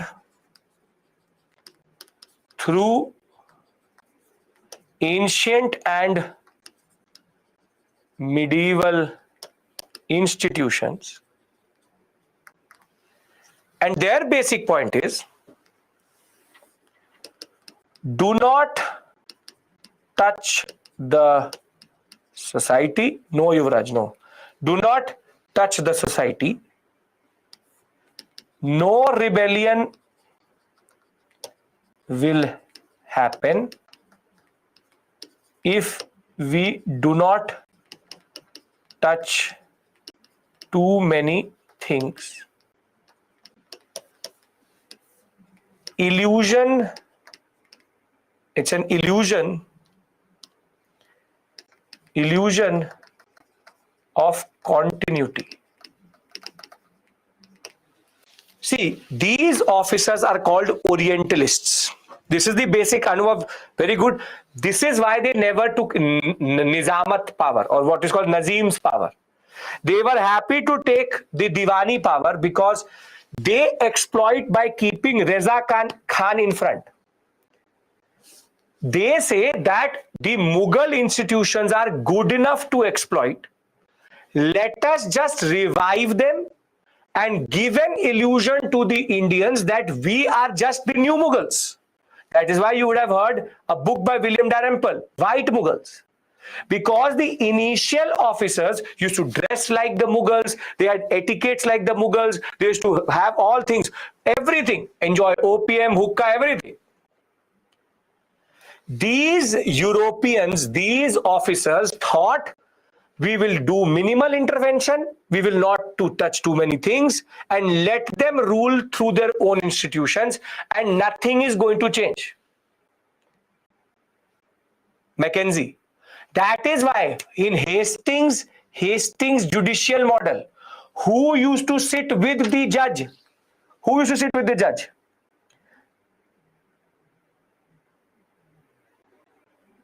The Qazi and the Pandit. Why? Because Hastings wants to give an illusion that we are just there. Your Qazi and Pandit is telling you what to do. Ignore the European in the room. We are not looking. We are not looking. It is you who rules yourself. It is you who rules yourself. Are you getting the illusion which the Orientalists are trying to create? That basically rule via their own institutions. Rule via their own institutions. Is everybody with me? Because then I'll tell you the other side of the story.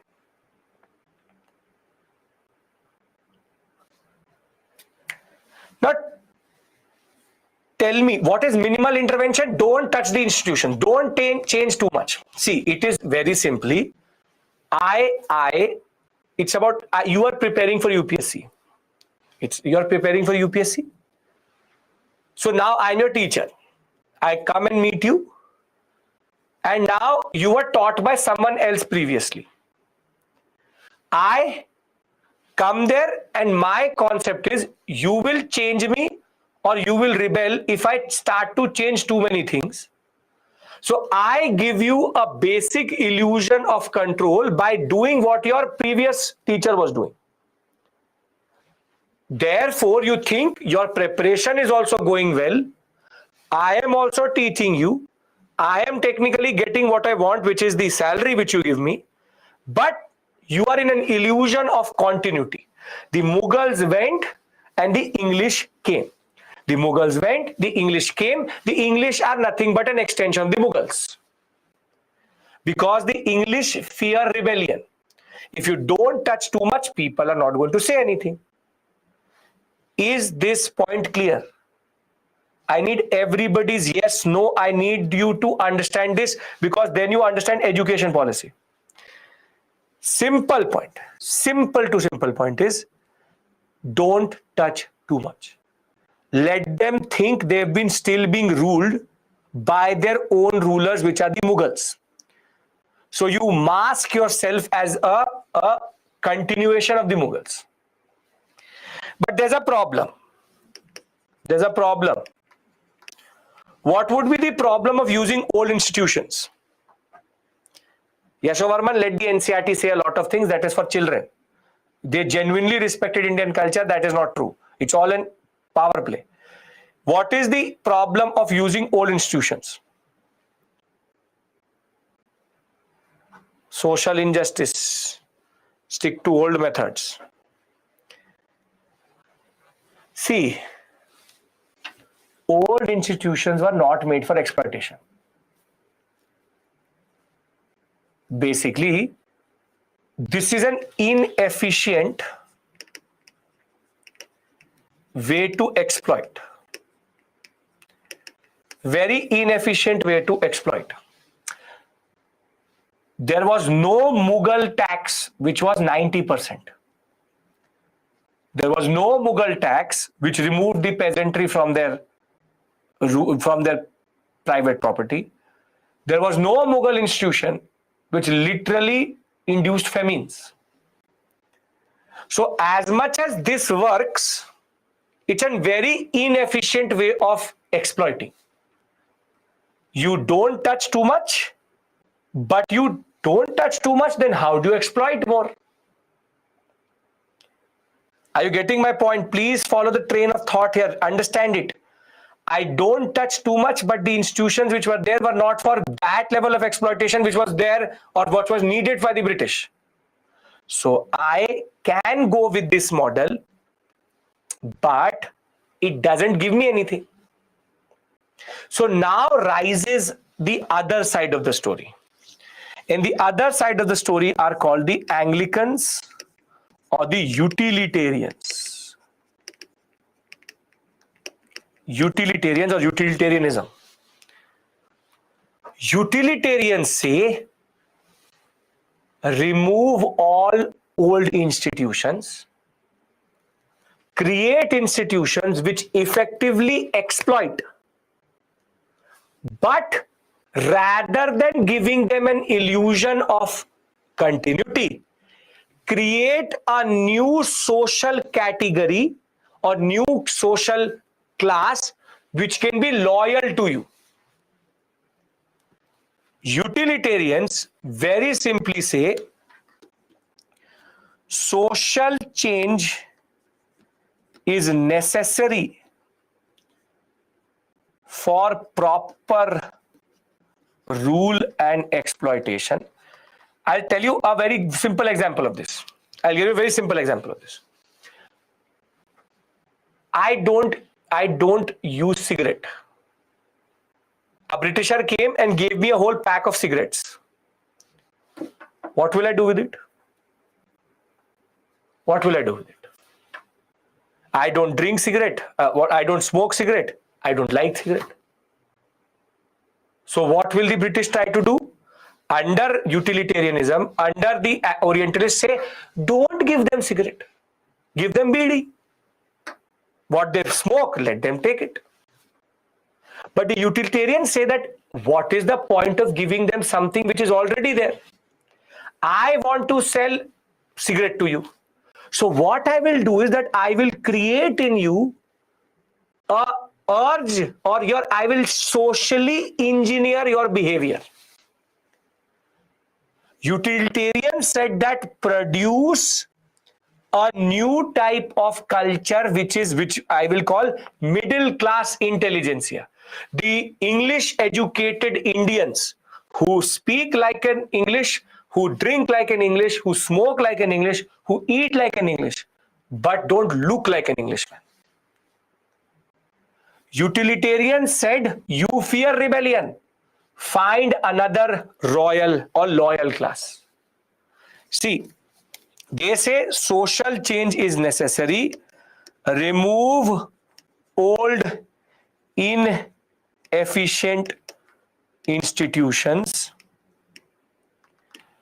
They say, and this is based on Bentham's idea, greatest good of greatest number should be your guiding, should be your guiding principle. But who does the greatest good of greatest number? Who's good and who's number? Indians or Europeans? Britishers. Not greatest good of us. Greatest good of them. Greatest good of greatest number. And that can only come through when we create a new class which can be loyal to us and stop rebellions. Now let me first summarize these two and we'll bring in education. One says don't change a lot of things. One says have to change a lot of things. One says minimal intervention. The other one says, for our greatest good and for our greatest number, we have to change. Inefficient exploitation, new institutions of exploitation. But the basic point of the matter is, you need to socially engineer. So now there were two options which the British had when it came to education in India. Teach in vernacular, which is Indian language, or teach in English. The Orientalists would prefer what? English or vernacular? Anglicanist name, I will tell you, don't worry. Anglicanist names you want Anglicanist names. Cornwallis, Bentinck, Macaulay,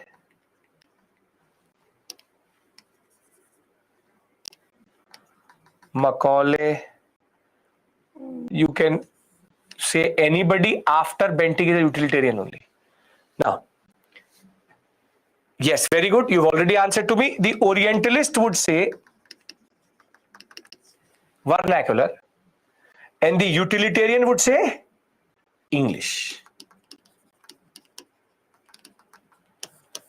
Now, very simply, if you are following my train of thought, try to understand. The education policy in India became a site of debate over should we go for English education or should we go for madarsas, Sanskrit schools, or go for old institutions. While this debate over English and vernacular seems superficial, there is an underlying debate under it. How do we rule? Should we change too much or should we not change too much? Therefore, this Anglican English friction, it's called the Anglican English, or the vernacular Anglican debate. The vernacular Anglican debate gives us an opportunity to see the dialectics, or what we call as dilemmas within the empire, to see how to rule. Are you getting my point? English education and the vernacular education debate in India was not a debate just about education. It was about two philosophies of rule. One philosophy says, don't change too much. Second says, change everything. First protects you from rebellion by showing that I am the same person. Second protects you from rebellion by creating a class which can actually help you. But tell me the problem in the utilitarian approach.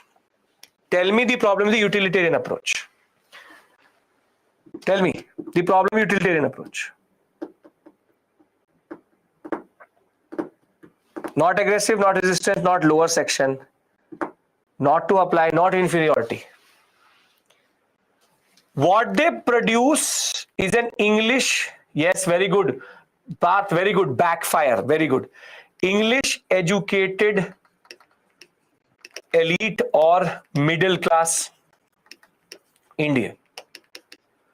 But if I remember well, aren't these the same people who became moderates? Basically, if you teach them English education, they will get to know liberty, freedom, fraternity, concept of justice, concept of law. The utilitarians sow the seed of Indian nationalism. Understanding that this is why it's such a difficult question which the British are trying to fathom. If I don't change too much, I cannot exploit, but I can rule for longer.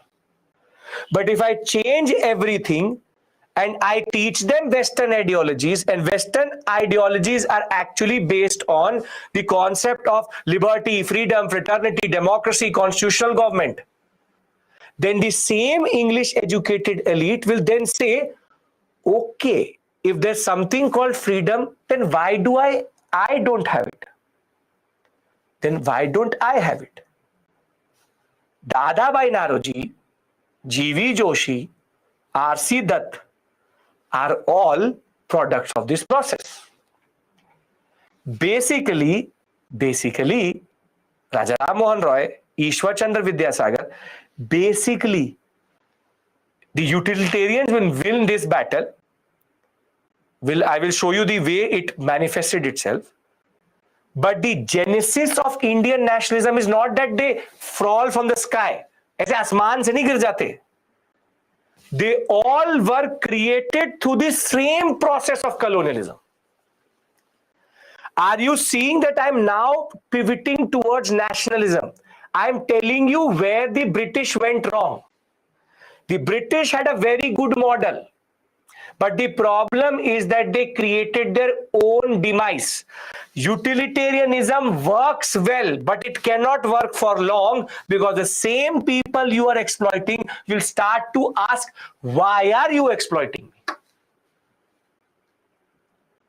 If you actually understand what I'm saying, you will see that how I've decoded nationalism for you and decoded colonialism for you. Colonialism is not a very easy task. You need to be very, very wary of what you do. If I teach you too well, you can become my teacher. Are you getting my point? I have two options. Teach you enough so that you don't replace me, or teach you good enough that you have the capability of replacing me. This is the question which the British is trying to grapple. Is everybody following this concept? Orientalism will take you far but will not help you get a lot of money. Utilitarianism will not take you far but it will help you exploit. So the British tight spot. Can we now understand how it in the education policy it manifested itself? Are you all understanding the purpose of this discussion? I understand the purpose of this discussion. I have told you economic logic, I've told you their advent and expansion, but now I'm telling you the problem with their own understanding. This is something which you would have to do in optional history, but I teach it here because I believe that you should be able to think like a European, but you should also be able to understand why would the Europeans have a certain orientation at one point of time, and why would the English change their orientation.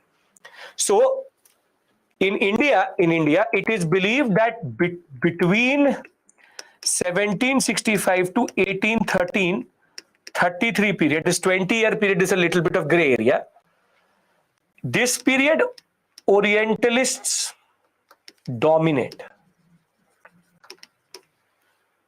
The Anglicanists.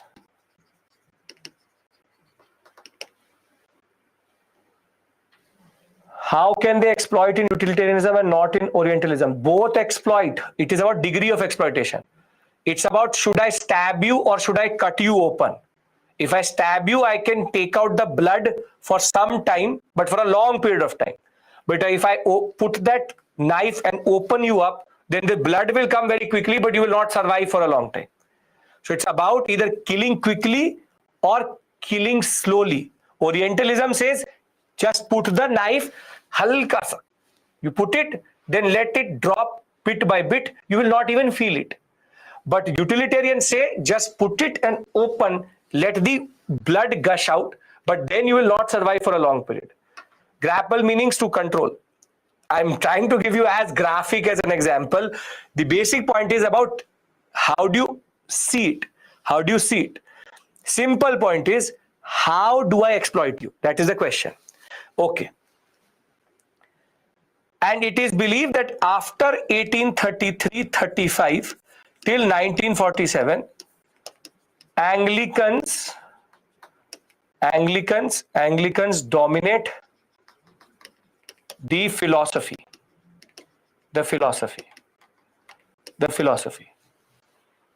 And this is why you will see that in this period, most of the institutions are what?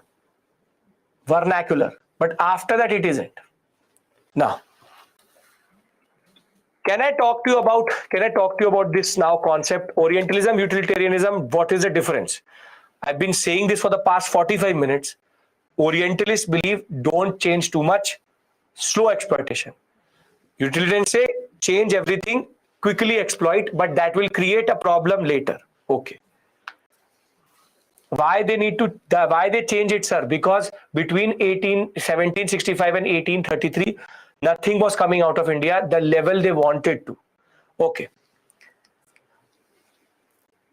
Along with pragmatism that demanded continuation of existing system, there was a respect for traditional Indian culture that was expressed by Warren Hastings. But Warren Hastings is not anybody who you can just wash with milk. Doodh ka dula nahi hai. He is equally problematic, and he's the same person who is doing farming out system. So don't think that the Orientalists are good people. Pragmatism means practicalness. It meant an attempt to learn about Indian culture through a study of scriptures, Sanskrit, Persian languages, and use that knowledge in matters of governance. It is about ruling like an Indian. It's about ruling like an Indian. So, in the initial period, the way the Orientalists were able to manifest this understanding was that, for example, please note this, Calcutta Madrasa will be established by Warren Hastings in 1781. And here he will be talking about Muslim law, Muslim subjects. So he is now masking his rule. Neither are good for us. He is now masking his rule by saying, okay, we will teach you in vernacular your own institutions. Then Jonathan Duncan is going to establish the Sanskrit College. And here in 1791, they will start to understand Hindu philosophy. Fort William College will be established by Wellesley, which will later be closed, but that was the major danger here. And one of the most important, what we call as product of this whole process is still which is called Asiatic Society of Bengal, but now also exists, which is called the Asiatic Society of India. And this is actually produced via William Jones in 1784. And he will be the one who will be the president of the Fort William itself, the presidency of the Fort William, and he will be a very important personality. Basic point is that the Orientalists have an edge at this point of time. Orientalists have an edge. And I can tell you how this Orientalism was exploiting, but disastrously. What was Hastings' policy? What was Hastings' policy of taking out money out of India? The land revenue settlement which Hastings introduced was, we will give it to anybody who is ready to give us money. He was not ready to introduce too many big elements in that. District collector is there, we will give it to anybody who is ready to give us money. Highest bidder, does not matter. Why are they giving education? They are giving education because they need to justify their rule in India. So the reason why they are trying to educate us is white man's burden. Oh yes, I'm looting you, but I'm also educating you. This whole concept is that the British had to do something to show to the world that we are in India doing good. And that is why the need for education. Simple point, see, a lot of you are not able to grapple the concept holistically. British are exploiting India. Can we agree to that? That is the whole story I told you yesterday. Can we agree to that point? Yes, British are exploiting India. But now, how do they show it to their own people and to the whole world that they are doing good in India? And therein comes education, social religious reform movement, this and that. Now, behind that mask of education is nothing but the philosophy of the rule to make sure that this hand can go as forward as possible. Exploitation can only survive if I mask my rule in the right way, which is I am doing good. So education. Are you getting my point? See, British don't do anything for the good of India. The British are one highest level of con artists. There is no word which has been made for Britishers in the whole history of abuses in the world, because they say to the world, we are in India to educate them, and they are exploiting in the back. So this is the drama which they're putting up. The Orientalists are literally putting up a drama to say we are here to do good. See, I'm teaching them Sanskrit. That is their own language. You will study Sanskrit with me. Yes. And then I will go and take out your purse. This is the basic point here. We don't understand what is actually happening. This is the point. Why, Pritham? This is the point. This is the problem here.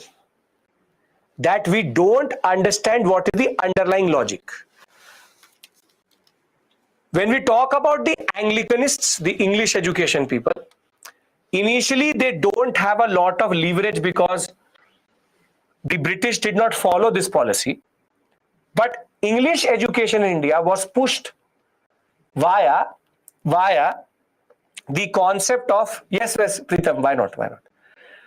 Via the concept of what we call as charity schools. But the most important, it's yes, you can say that they wear the mask of education, socio-religious reform, sati, infanticide to exploit us. That's a very, very good way of saying it. Why not?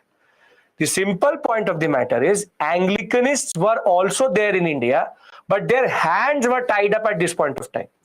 Their hands were tied up at this point of time. The only way they were able to push English education was the Calcutta, Madras, Bombay, some missionary schools.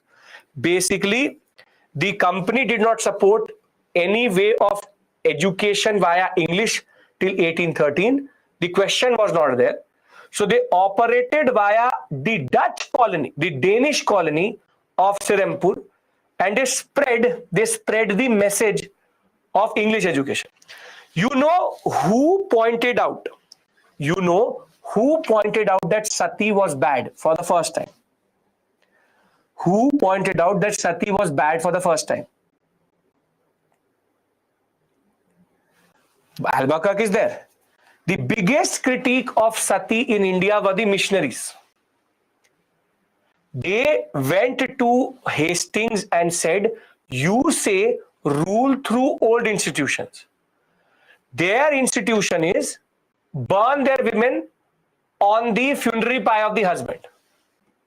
This is vernacular education for you.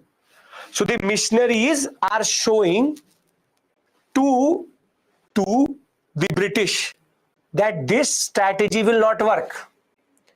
Because if you will perpetuate the same thing, then how do you justify your own people? So the missionaries in India at this point of time were very eager to push English education, but the company did not want to push English education at this point of time. So the Orientalists will dominate the initial period till 1813. Are you able to understand why the missionaries are so active at this point of time? They are trying to point out the problems in using Orientalism. Using Orientalism means supporting all old institutions.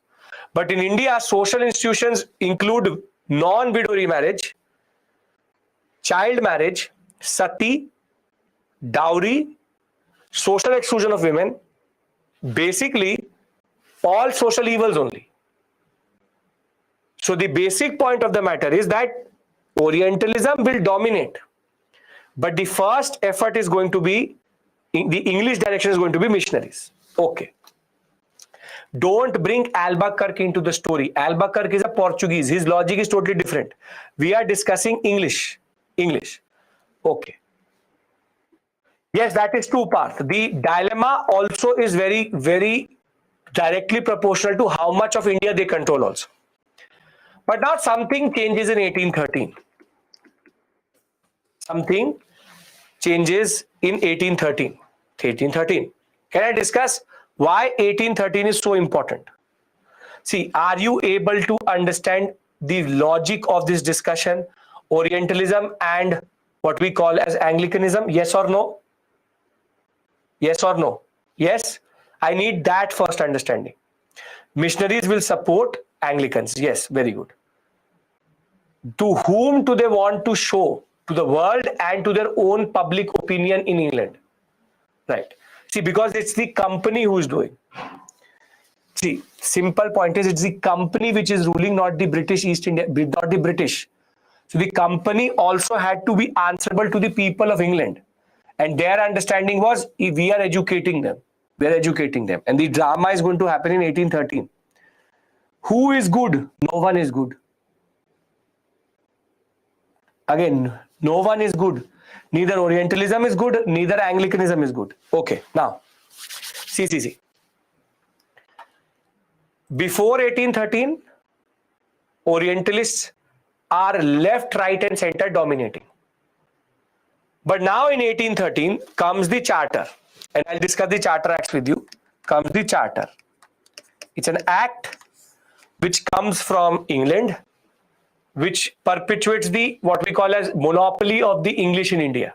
That East India Company rules in India via the charter, which authorizes it to be in India as the only British power. And this charter had a clause. 1 lakh rupees will be granted by the Crown to the East India Company to spread education in India. Very simply, this is the drama which they do. Crown is also saying, yes, we are supporting education. See, I know that two things which are happening together, that is why it's becoming a little bit difficult to understand. One is their exploitative agenda, and the second is their outward projection. What are charter acts? We will discuss. It's an act which comes from England. I will discuss that with you. Basically, there's an outward projection to the world, and there's an inward demand or an inward concept. Internally, or with what is their ulterior motive? What is their ulterior motive? Crown is involved in companies only through the charter. What is their ulterior motive? Larger motive is what? Exploitation. But they can't go and say this to the people of England, that we, the East India Company, which has a charter, we are here to literally kill every Indian and drink their blood and technically bring all their money to India. That they can't say. That they can't say that we are there to literally loot India. So the East India Company, on the other hand, in England creates a narrative that we are trying to educate the Indians, and that is our process, and that is why we are there. We are not just a trading body. We are also doing good. You understand CSR, corporate social responsibility. CSR is when the company does good for the people. Understand this as CSR. This company literally kills people. But in the whole world, it goes and says, I educate people. Are you getting my point? Are you all with me? I'm trying to emphasize this very simply because I want you to understand it. Because if you understand it, you will understand nationalism better. Okay, very good. Everybody has to say yes or no, then I go forward, because then I talk about what the 1 lakh is going to do. Yes, to the world they are showing that they're educating, but they're actually exploiting. Very good, very good, very good. Now, 1813 Charter Act gives 1 lakh rupees. Now, it's about what area should this money go to? What area should this money go to? The Anglicans say, put this to English education. Put this to English education. Whilst the other side, other half, Orientalists say put it into vernacular education. But the basic point here is, this is a major debate. This is a major debate. Yeah, that's a very good example, Yashovarman. Taliban is making hospitals and schools. This is literally the Taliban making schools. Very good. A terrorist making schools and hospitals is a very good example of how the English is projecting its inward and outward agenda. Very good. So the Anglicans say English education and the Orientalists say vernacular education.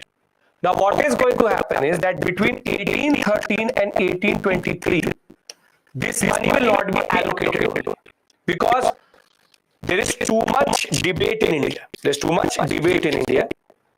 And finally in 1823, under this act, what will be established is called the Committee of General or Public Instruction. Public Instruction. This is the department created for the instruction of the people. Now, between 1833 and 1823-ish period till 35, this debate will still dominate and the money will not be allocated either way. But the tide will turn when two people will rise. Bentinck, the Governor General of India, who himself is a utilitarian, he believes in efficient exploitation of India, and he will give the presidentship of this committee to Macaulay. And in 1835, Macaulay is going to publish a very important minute. Minute means an order. And that in turn will shift the focus and totally destroy the vernacular education logic. And in that minute, what Macaulay is going to say is that why are we so obsessed with vernacular education? Why are we so obsessed with vernacular education? When one shelf of an British English library is better than and has more knowledge than the whole scriptures in India. Macaulay is utilitarian. He said that you bring the Dharma Shastra, the Puranas, the Vedas, the Upanishads, Ramayana, Mahabharata, Buddhist texts, Jain texts, all of them together, and one shelf of the European library is greater than that. And this minute will therefore kill the Orientalist agenda. More than that, by 1833, the company was also becoming impatient. It was now controlling most of India. And the Orientalists were not doing anything. They were not able to exploit. They were not able to do anything generally. So very simply, the people who believed the church that the earth was flat, who were literally zero themselves, we gave them zero. The people who believed and still believe in parts of the world that the earth is flat, these people are telling us that our scriptures are useless. And this is the point where the Orientalist agenda technically was killed. And the Anglicanists actually succeeded in creating a concept that we will rather educate the Indians in English education, create a new class called the middle class intelligentsia, the middle class educated Indian, will teach him to drink wine, smoke a cigarette, drink tea, and read English books. He will think like an English. He will basically be an English in everything except for his skin is going to be brown. And this debate, as much as it is insignificant or not taught or not studied or not known, is a very important debate for how India was going to be exploited. Finally, the Orientalists who were saying, let's act like Mughals, were defeated, and that is why after 1835, we now have full push for English education, engineering institutions. We also now start to change our dressing style, the way we dress today. You know what you wear today as your pants. You've seen trousers? You wear trousers? Yes, they're called chinos. Chinos, trousers, yes. You wear jeans and trousers. Trousers were actually the British military pants, which were brought to India and given to every Indian that you wear trousers. Basically, the more efficient way of exploitation was chosen. Make sense? Can we read this out of the PPT? Very good. So I hope that you are at least finding this interesting, or at least finding, or you're at least able to see the hypocrisy of this story. That they did anything and everything to justify their point. Right? Okay. So as I said, there were the initial what are called Orientalists, and then there were the I'll show you the minute, and then there were the Anglicanists.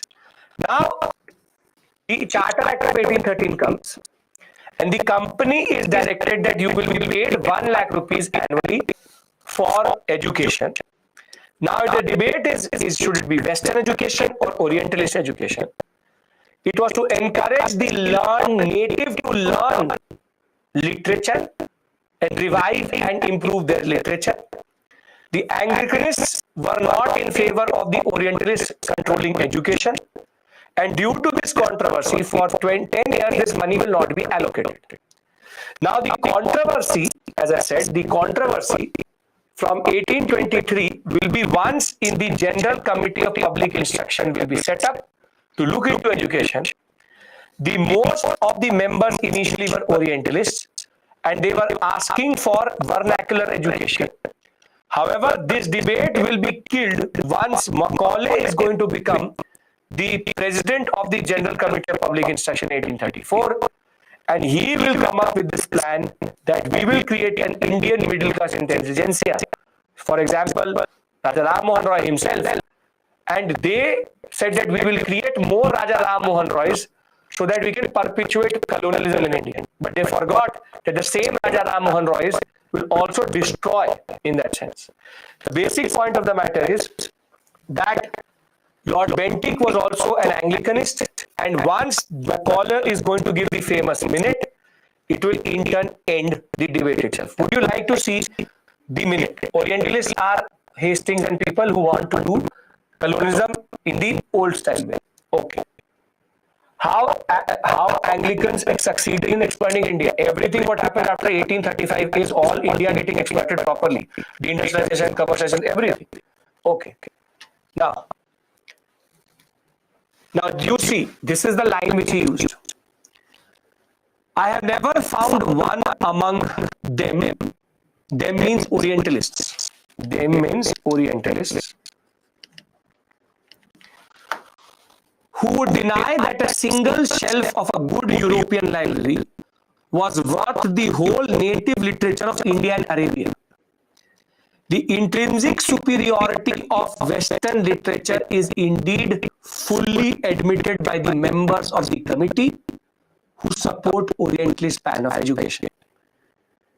And basically, this will in turn make English education the medium of instruction. Now English will dominate via what is called the downward filtration theory, and Macaulay will change the tide of this whole debate. Now what is downward filtration concept? Everybody understands the debate, and you understand the conclusion of the debate also. Come on, everyone. Very good, perfect. Legislation passes from England. I will discuss Charter Acts with you, don't worry about it. Okay, very good. Now, if there's a pot in which you have put a plant.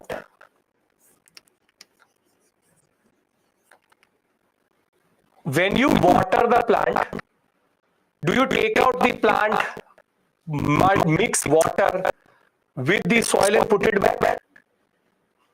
No. What you do is that you water it on the top and the water goes down. Yes. Yes. This is called downward filtration. You water the top, water goes down. So the plan was educate the elites and middle class, and these middle class and educated elites will educate the masses. But you really think this is going to work? Never. But this was the initial understanding. This was the initial understanding. Now, before I go to Wood's dispatch and all, please understand one thing. This topic now pivots from mains to prelims. Mains portion is what is the orient. I'll give you the question so that you can also practice this.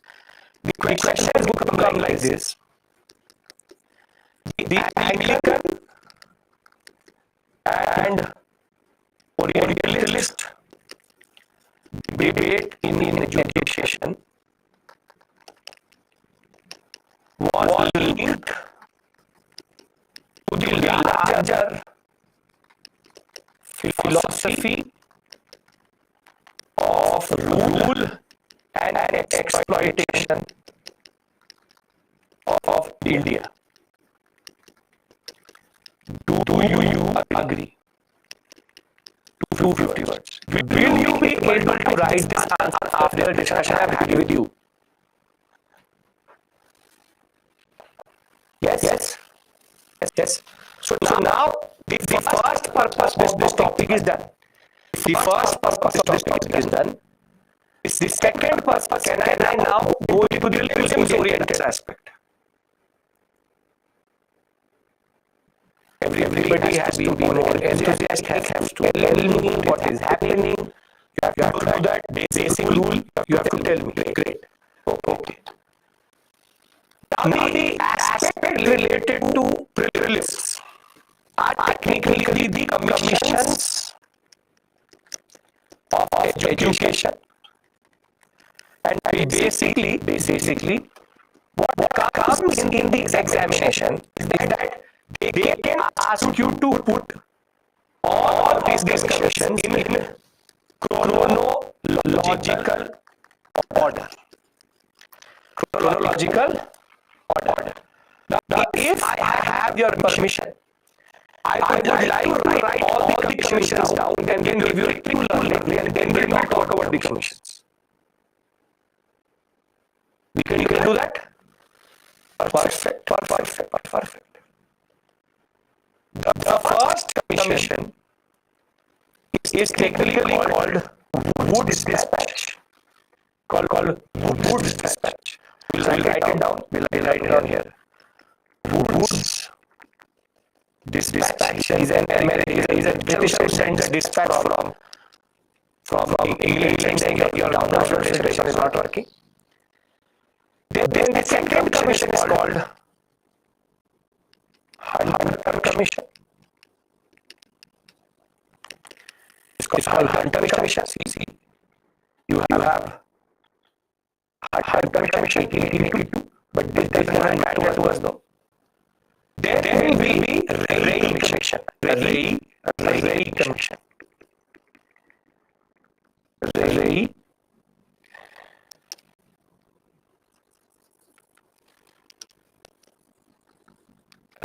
Commission. What are these commissions? I will tell you. First learn them. What is more important is that you are able to do the question. Now, thereafter, come three commissions together. Rally, whatever you want to call it. Wait 1 second. RALL. Now, Sadler Hartog, Sargent, Sadler, Hartog, Sadler, Hartog, and Sargent Commission. Please pay attention. Never in life will you ever forget this like the wars. Like the wars. After Sargent, there is something called the engineering language. These are the basic commissions to us. Now, how do you learn them? Vohura sad her sir. Vohura sad her sir. Wo would dispatch, who Hunter Commission, Ra Ray, sad her sir, Sadler Hartog Sergeant, Vohura sad her sir. Don't change the sequence because they're in sequence. Say it with me. SLM is something different. The problem of using S is that there twice there S. So say it with me. Vohura sad her sir. Vohura sad her sir. Voho would dispatch, who Hunter Ra Ray, Sadler Hartog sir. Is this clear? I give you a question right now and you will put it into chronological order. Vohura sad her sir. Come on with me. Say it. Don't care where you're sitting. Vohura sad her sir. If you will say it, you will automatically get the basic sequence. Vohura sad her sir. Everybody ready to do the question? Come on. Is everybody ready to put all of them in chronological order? Ready? Very good. One ready? Very good. Consider the following: 1, 2, 3, 4, and 5. Right?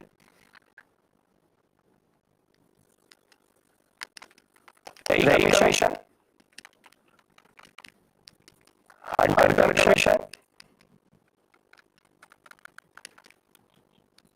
Sargent, Sadler, Hartog.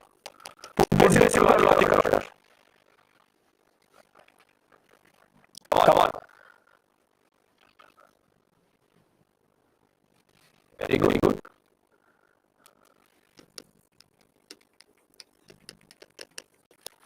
How do we do it? I write in the examination. Vohura sad her sir. Now I'm going to look for it. Who ra sad her sir. Will you forget it?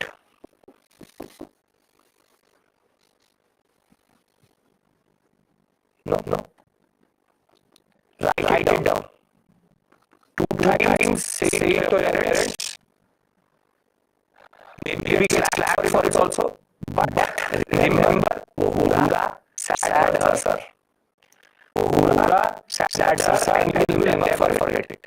So we have done SLM, which is what? For the female generations.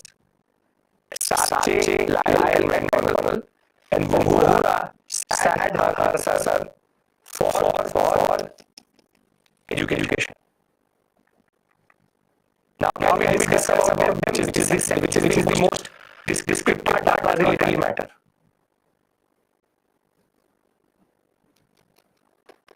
Just don't start to say the examination out loud. These are tricks which you keep it to yourself. Right. Okay. Vohura sad her sir. You can add a word over here. Just don't change the sequence. Because the sequence is basically their chronological order. Any other candidate would start to learn their dates, which is not important for us. Can we now discuss how does education develop in India then? Now this is the whole descriptive part. Some things are important, I'll mark them for you. Everything is making sense at this point. Education now, and you conquer both education, the mains and prelims question. Yes, you can. Great. Sad, sir. There will be great upsurging activities of the missionaries as soon as the Anglicans are going to win. Medical colleges, engineering colleges, law colleges will be established. For the first colleges to be established in India under the Anglican push is the Elphinstone College and the Calcutta Medical College. The Elphinstone College again still remains a very beautiful building in South Mumbai, and that was one of the first to be developed under this model. There will also be a sanction for girls' education, and Dalhousie will in fact be the first to say in girls' college also. Now, after 1835 to 54, Macaulay's downward filtration theory was being used. However, the president of the board of control, I will discuss the board of control, we will discuss the concept of BITS India Act, but it's called Wood's Education Dispatch. He will dispatch an order to Dalhousie that we need to change the education system. And Wood's Education Dispatch is technically considered the Magna Carta of the Constitution of Education in India, because it created the structure which will be used till today. What did he say in the Wood's Dispatch? Rejected the filtration theory that downward filtration does not work. Mass education and improvement of vernacular should be there, and secular education should be there. Traditional education should be ignored fully, and he created the concept of primary, secondary and university level, that everywhere there should be division in education. Again, do you need to learn all of this, yes or no? You tell me the answer to that question. Do you need to learn all of this? No. Just understand, he is the Magna Carta. What is the Magna Carta of education in India? Wood's Dispatch. Simple. Don't complicate it. Supported education through grant. Modern education should be imparted, but vernacular education should not be ignored. English should be the medium of education in higher education. Primary and secondary should be vernacular education. Ironically, this is what we follow till today. When you're in school, you can be taught in vernacular languages. However, when we go to college level, you will always be taught in English education.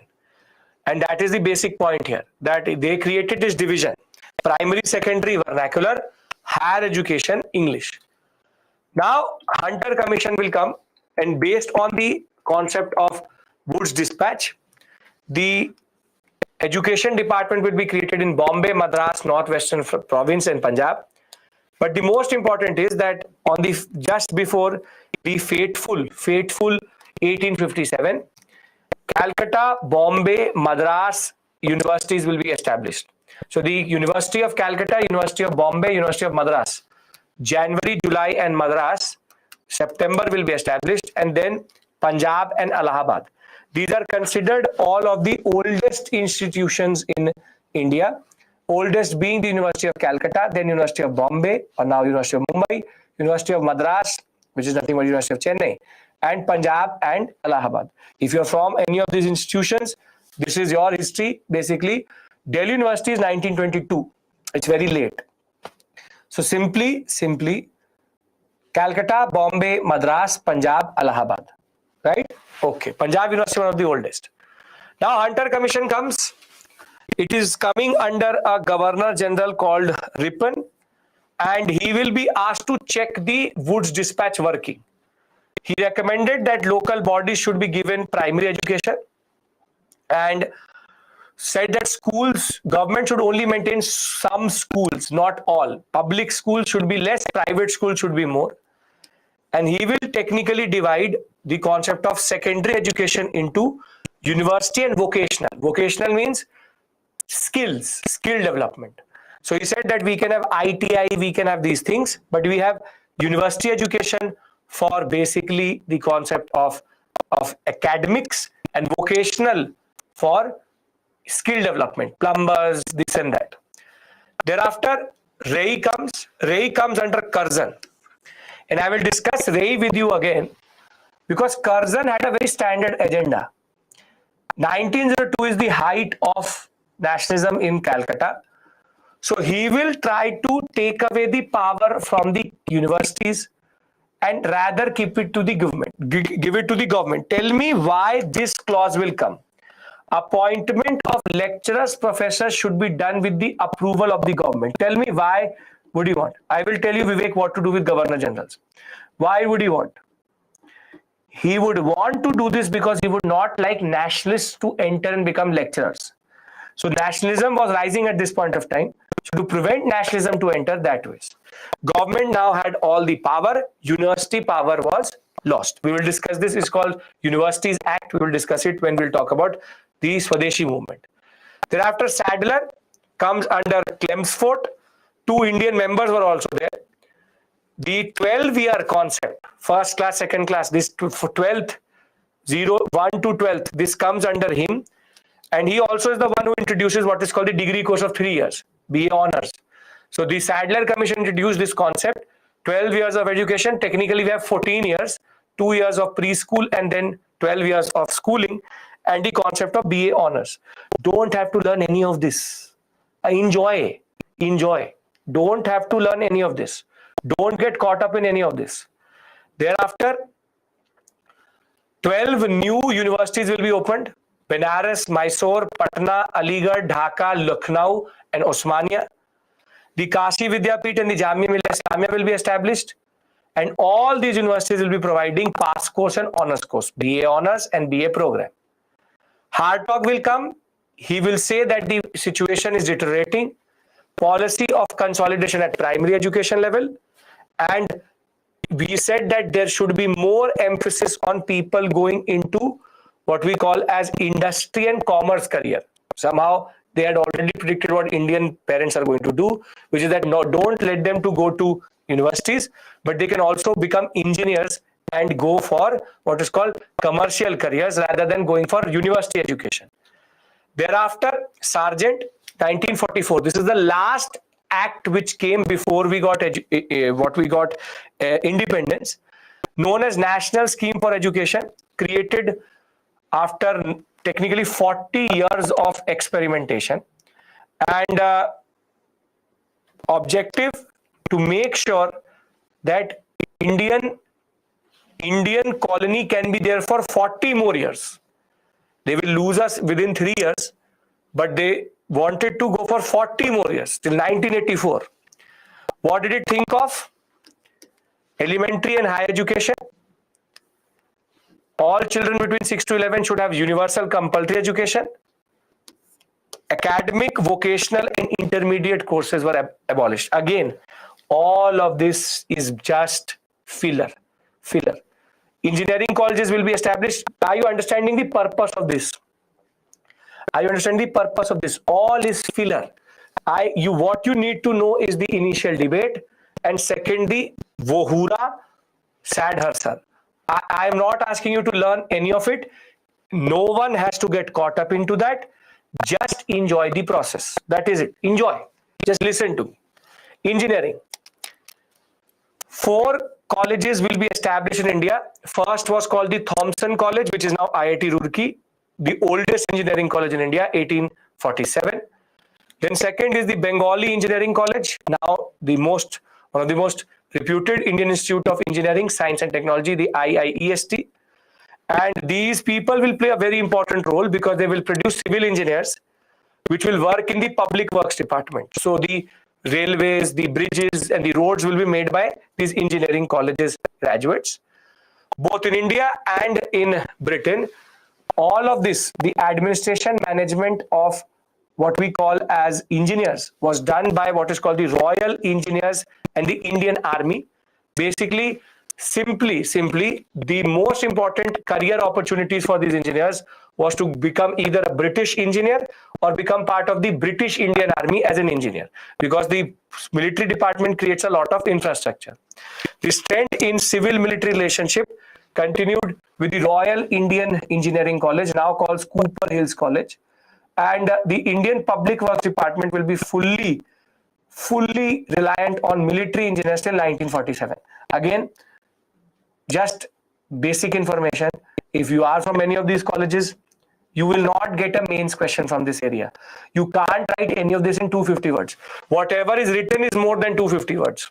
You will not say write an short note on engineering colleges in India. That is not the purpose of the discussion. Can we now accept that education policy is clear and all of it is now perfect? Come on. We started simply with understanding drain of wealth. Then we understood famines. Then we did previous year questions. And thereafter, we've now finally discussed education policy. Education policy, again, I want to practice it with you before we go forward. Again, come on. We will practice before we go forward, which is 1, 2, 3, 4, 5, 6. Be ready with your hoo-hoora. Okay. Now,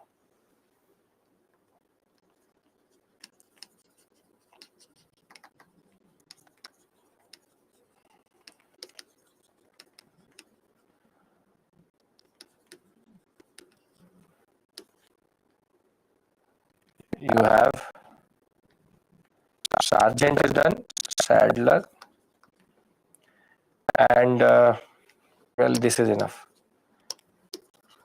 Put them in order. Put them in order.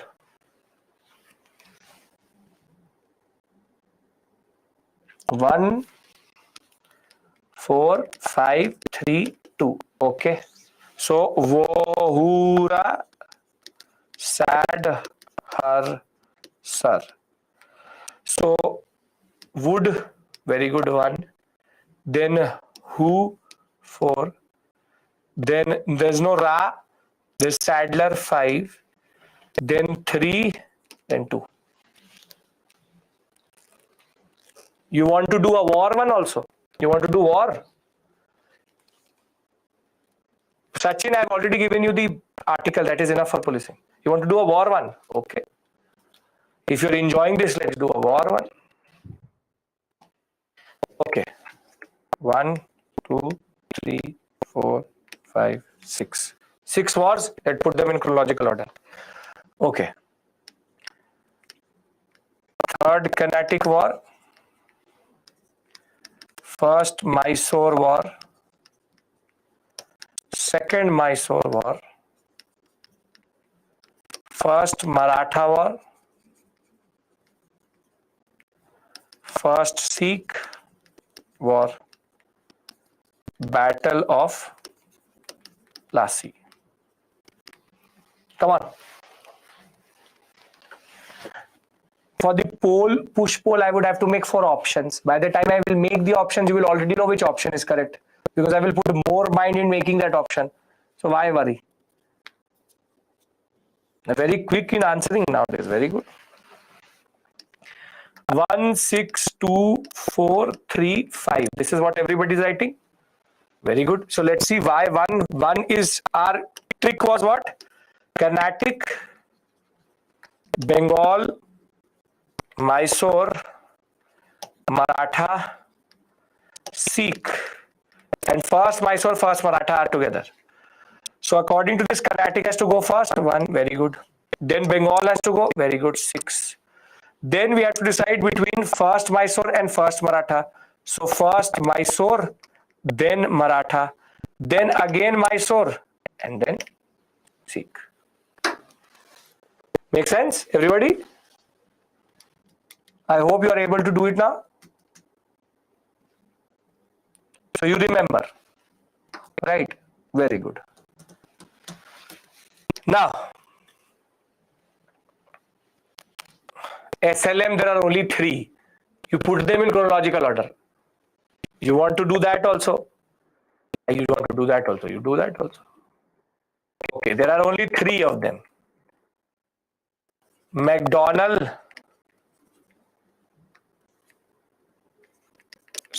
Saatchi, and Lyle. Now put them in chronological order. SLM. Done.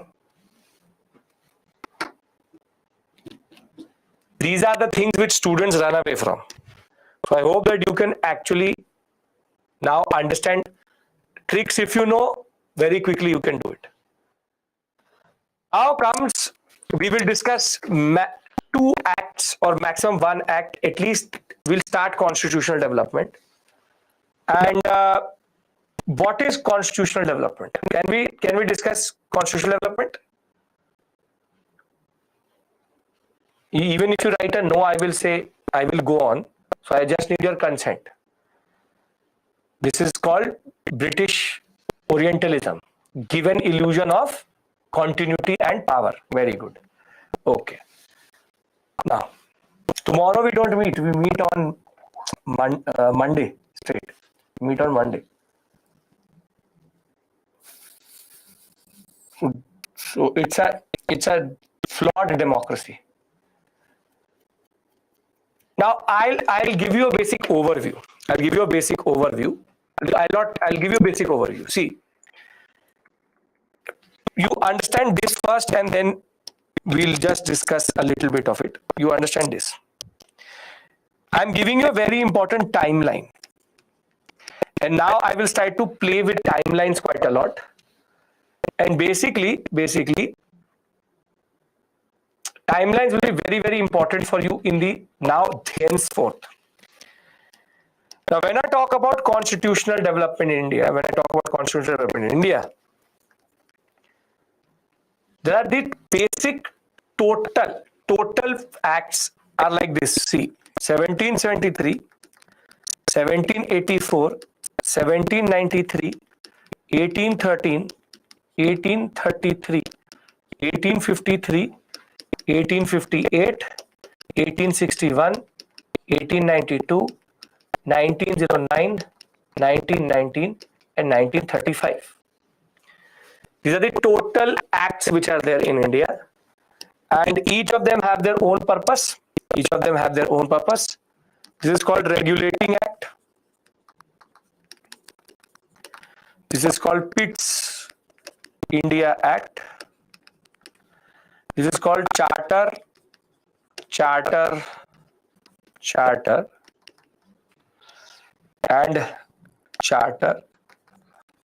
This is called Government of India Act. Till this point, it is company rule. Crown rule in India is actually introduced. In via the 1858 Act. I am not forgetting 1781, not important. An amending act is not important for my story.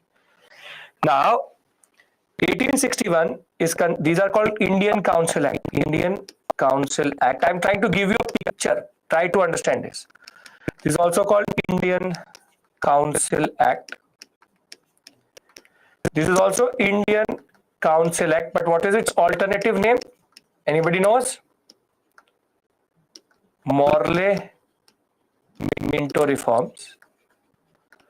This is called Government of India Act 1919, but also called the Montagu-Chelmsford reforms. And this is called the Government of India Act 1935. Basically, this is what is your constitutional history. On Monday, what I'm going to do is, I will discuss with you from 1773 to 1853. And once we'll reach nationalism, I'll do each of these, Indian Council Act, as we go on in nationalism itself. But basically, this is your timeline of constitutional development in India. All acts which are relevant to your preparation is here in this slide. So start to learn this in that sense. Start to learn them in that sense. Now you will say, sir, I will do all of them together. But that is not possible, because if I say that the Morley-Minto reforms are happening for a certain reason and you have no context for Morley-Minto reforms, then it can't be done. This period till 1858 I can do because I have already taught you that point. Here, all this will be done where they need to be. And once I will be done with Government of India Act 1935, I will give you whole summary. So we'll on Monday try to concentrate on the initial period. I'll give you a summary for that. And I'll do all of this area in where they fit in the national movement. And once I reach Government of India at 1935, this one, then I will give you summary. But please start to just look at this timeline a little bit, because it will help you. It will help you. This is something which you need to know irrespective of anything. Irrespective of anything. Can we agree to this? I'm giving you this timeline. I'll keep on giving you. I will give you close to 30 to 35 timelines. Each of them have their own purpose. Right? Okay. Very good. Now, the last thing which I want to discuss with you, one thing, simple point. I will give you a trick to learn them also. They're called coding. Basically, I can give you a taste of that code. For example, I will call it this 73 SCLC GGB plus 4, and this is the basic act itself. This is the basic act itself. I'm just giving you a basic taste of it. What does SC 73 SCLC GGB plus 4 means? 73 Act, Supreme Court will be established, legislative centralization will begin, Governor General will become Governor General of Bengal plus 4 members. So this is called basic trick making. I will give you codes like this. For example, for this the code is going to be something like this: 84 BOC COD GGB plus 3. If you remember this, you will automatically remember all the provisions. I'm not teaching you anything, but this gives you 84 Board of Control and Court of Directors created. Governor General of Bengal loses 1 member.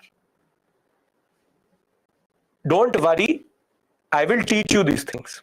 I understand the importance of these areas, so I will teach you these things, but I will give you codes like this. Each and every has their own code, and each and every has their own purpose. So I hope that you can be excited for this, because this is a very interesting area. I'll keep on giving you flowcharts. We will discuss the structures in flowcharts, and I will give you summaries. Don't worry about that. So we'll give this time on Monday. But one thing I will tell you before I move on: a little bit of pain will come on Tuesday and Wednesday. Little bit, Tuesday, Wednesday, Thursday. Please, I'm telling you, because we'll be doing social religious reform and peasant and tribal movement. So these are areas in which it will be painful for me also and for you also. So then you will not be sitting there thinking, where am I caught up? Because you already promised me that you will not judge all 21 modules on these 3 modules. Wars, I've already made you a master of. You all are sitting there putting wars in chronology. But the problem with social religious reform and tribal is, I'll give you a trick to learn them, but the process is painful. Right, you're getting my point. It's a very factual sector. What can I maximum do? I can't bring Raja Ram Mohan Roy and say, now you tell us what did you do. I will teach you their ideology. I will teach you their understanding. But we'll do this on Monday, constitutional development. But thereafter, Tuesday and Wednesday, a little bit of pain. By Thursday, we'll be in 1857. And thereafter, all themes are very interesting. 1857, then we'll discuss moderates, extremists, then we'll discuss advent of Gandhi, then we'll go into now we are actually coming to the business end. We're actually coming to the business end of the examination and the paper itself. So we'll do acts on Monday, and thereafter go into social justice reform, 2 modules. One module, peasant and tribal, and thereafter 1857 and then nationalism. Right? Can we agree to this? We'll discuss Gandhi Bose, we'll discuss Gandhi Bose Nehru, we'll discuss Dr. Ambedkar and Gandhi, we'll discuss a lot of things. Right? When does modern India end? When we get independence. You will get independence from me also and from the British together, together. You can't skip social religious reform. That is the problem. Though the ratio of questions is not that big, but you can't skip it. That is the problem. And post-independence is also me only. 3 more classes of pain. And then once LPG is going to come, liberalization, privatization, globalization, you will also get liberalized from me also. How East India Company gave its rule to Crown. Sarafuddin, when you will kill 10,000, your rule is going to lead to 10,000 Europeans dead, then automatically the Crown would have to step in. We'll talk about that. See, simple point. Simple. Once you will get a chance to do ancient, medieval, art and culture, world history, everything with me. I will do it with you. Ancient, medieval, art and culture, world history. 4. And modern and post-independence. 6 parts, all with me. Don't worry about that. But right now, basically, we'll finish modern. Modern is a very important part of your syllabus. That is why we do it first. And then we'll go to ancient, medieval. Don't worry about that. The essays which I've given you, railways and police, is only for understanding. Do not expect a question. Now, I'll say one thing. It's been a long class and you've been very conceptually clear and patient. And you performed very well in the examination. So if you don't have a question, you can leave the session. I'm giving you 5 minutes early today. I'm not going to do anything heavy in the last 5 minutes. So if you don't have any doubt, you can leave the session. Thank you so much for your patience. Have a very productive weekend. I will see you on Monday, same time.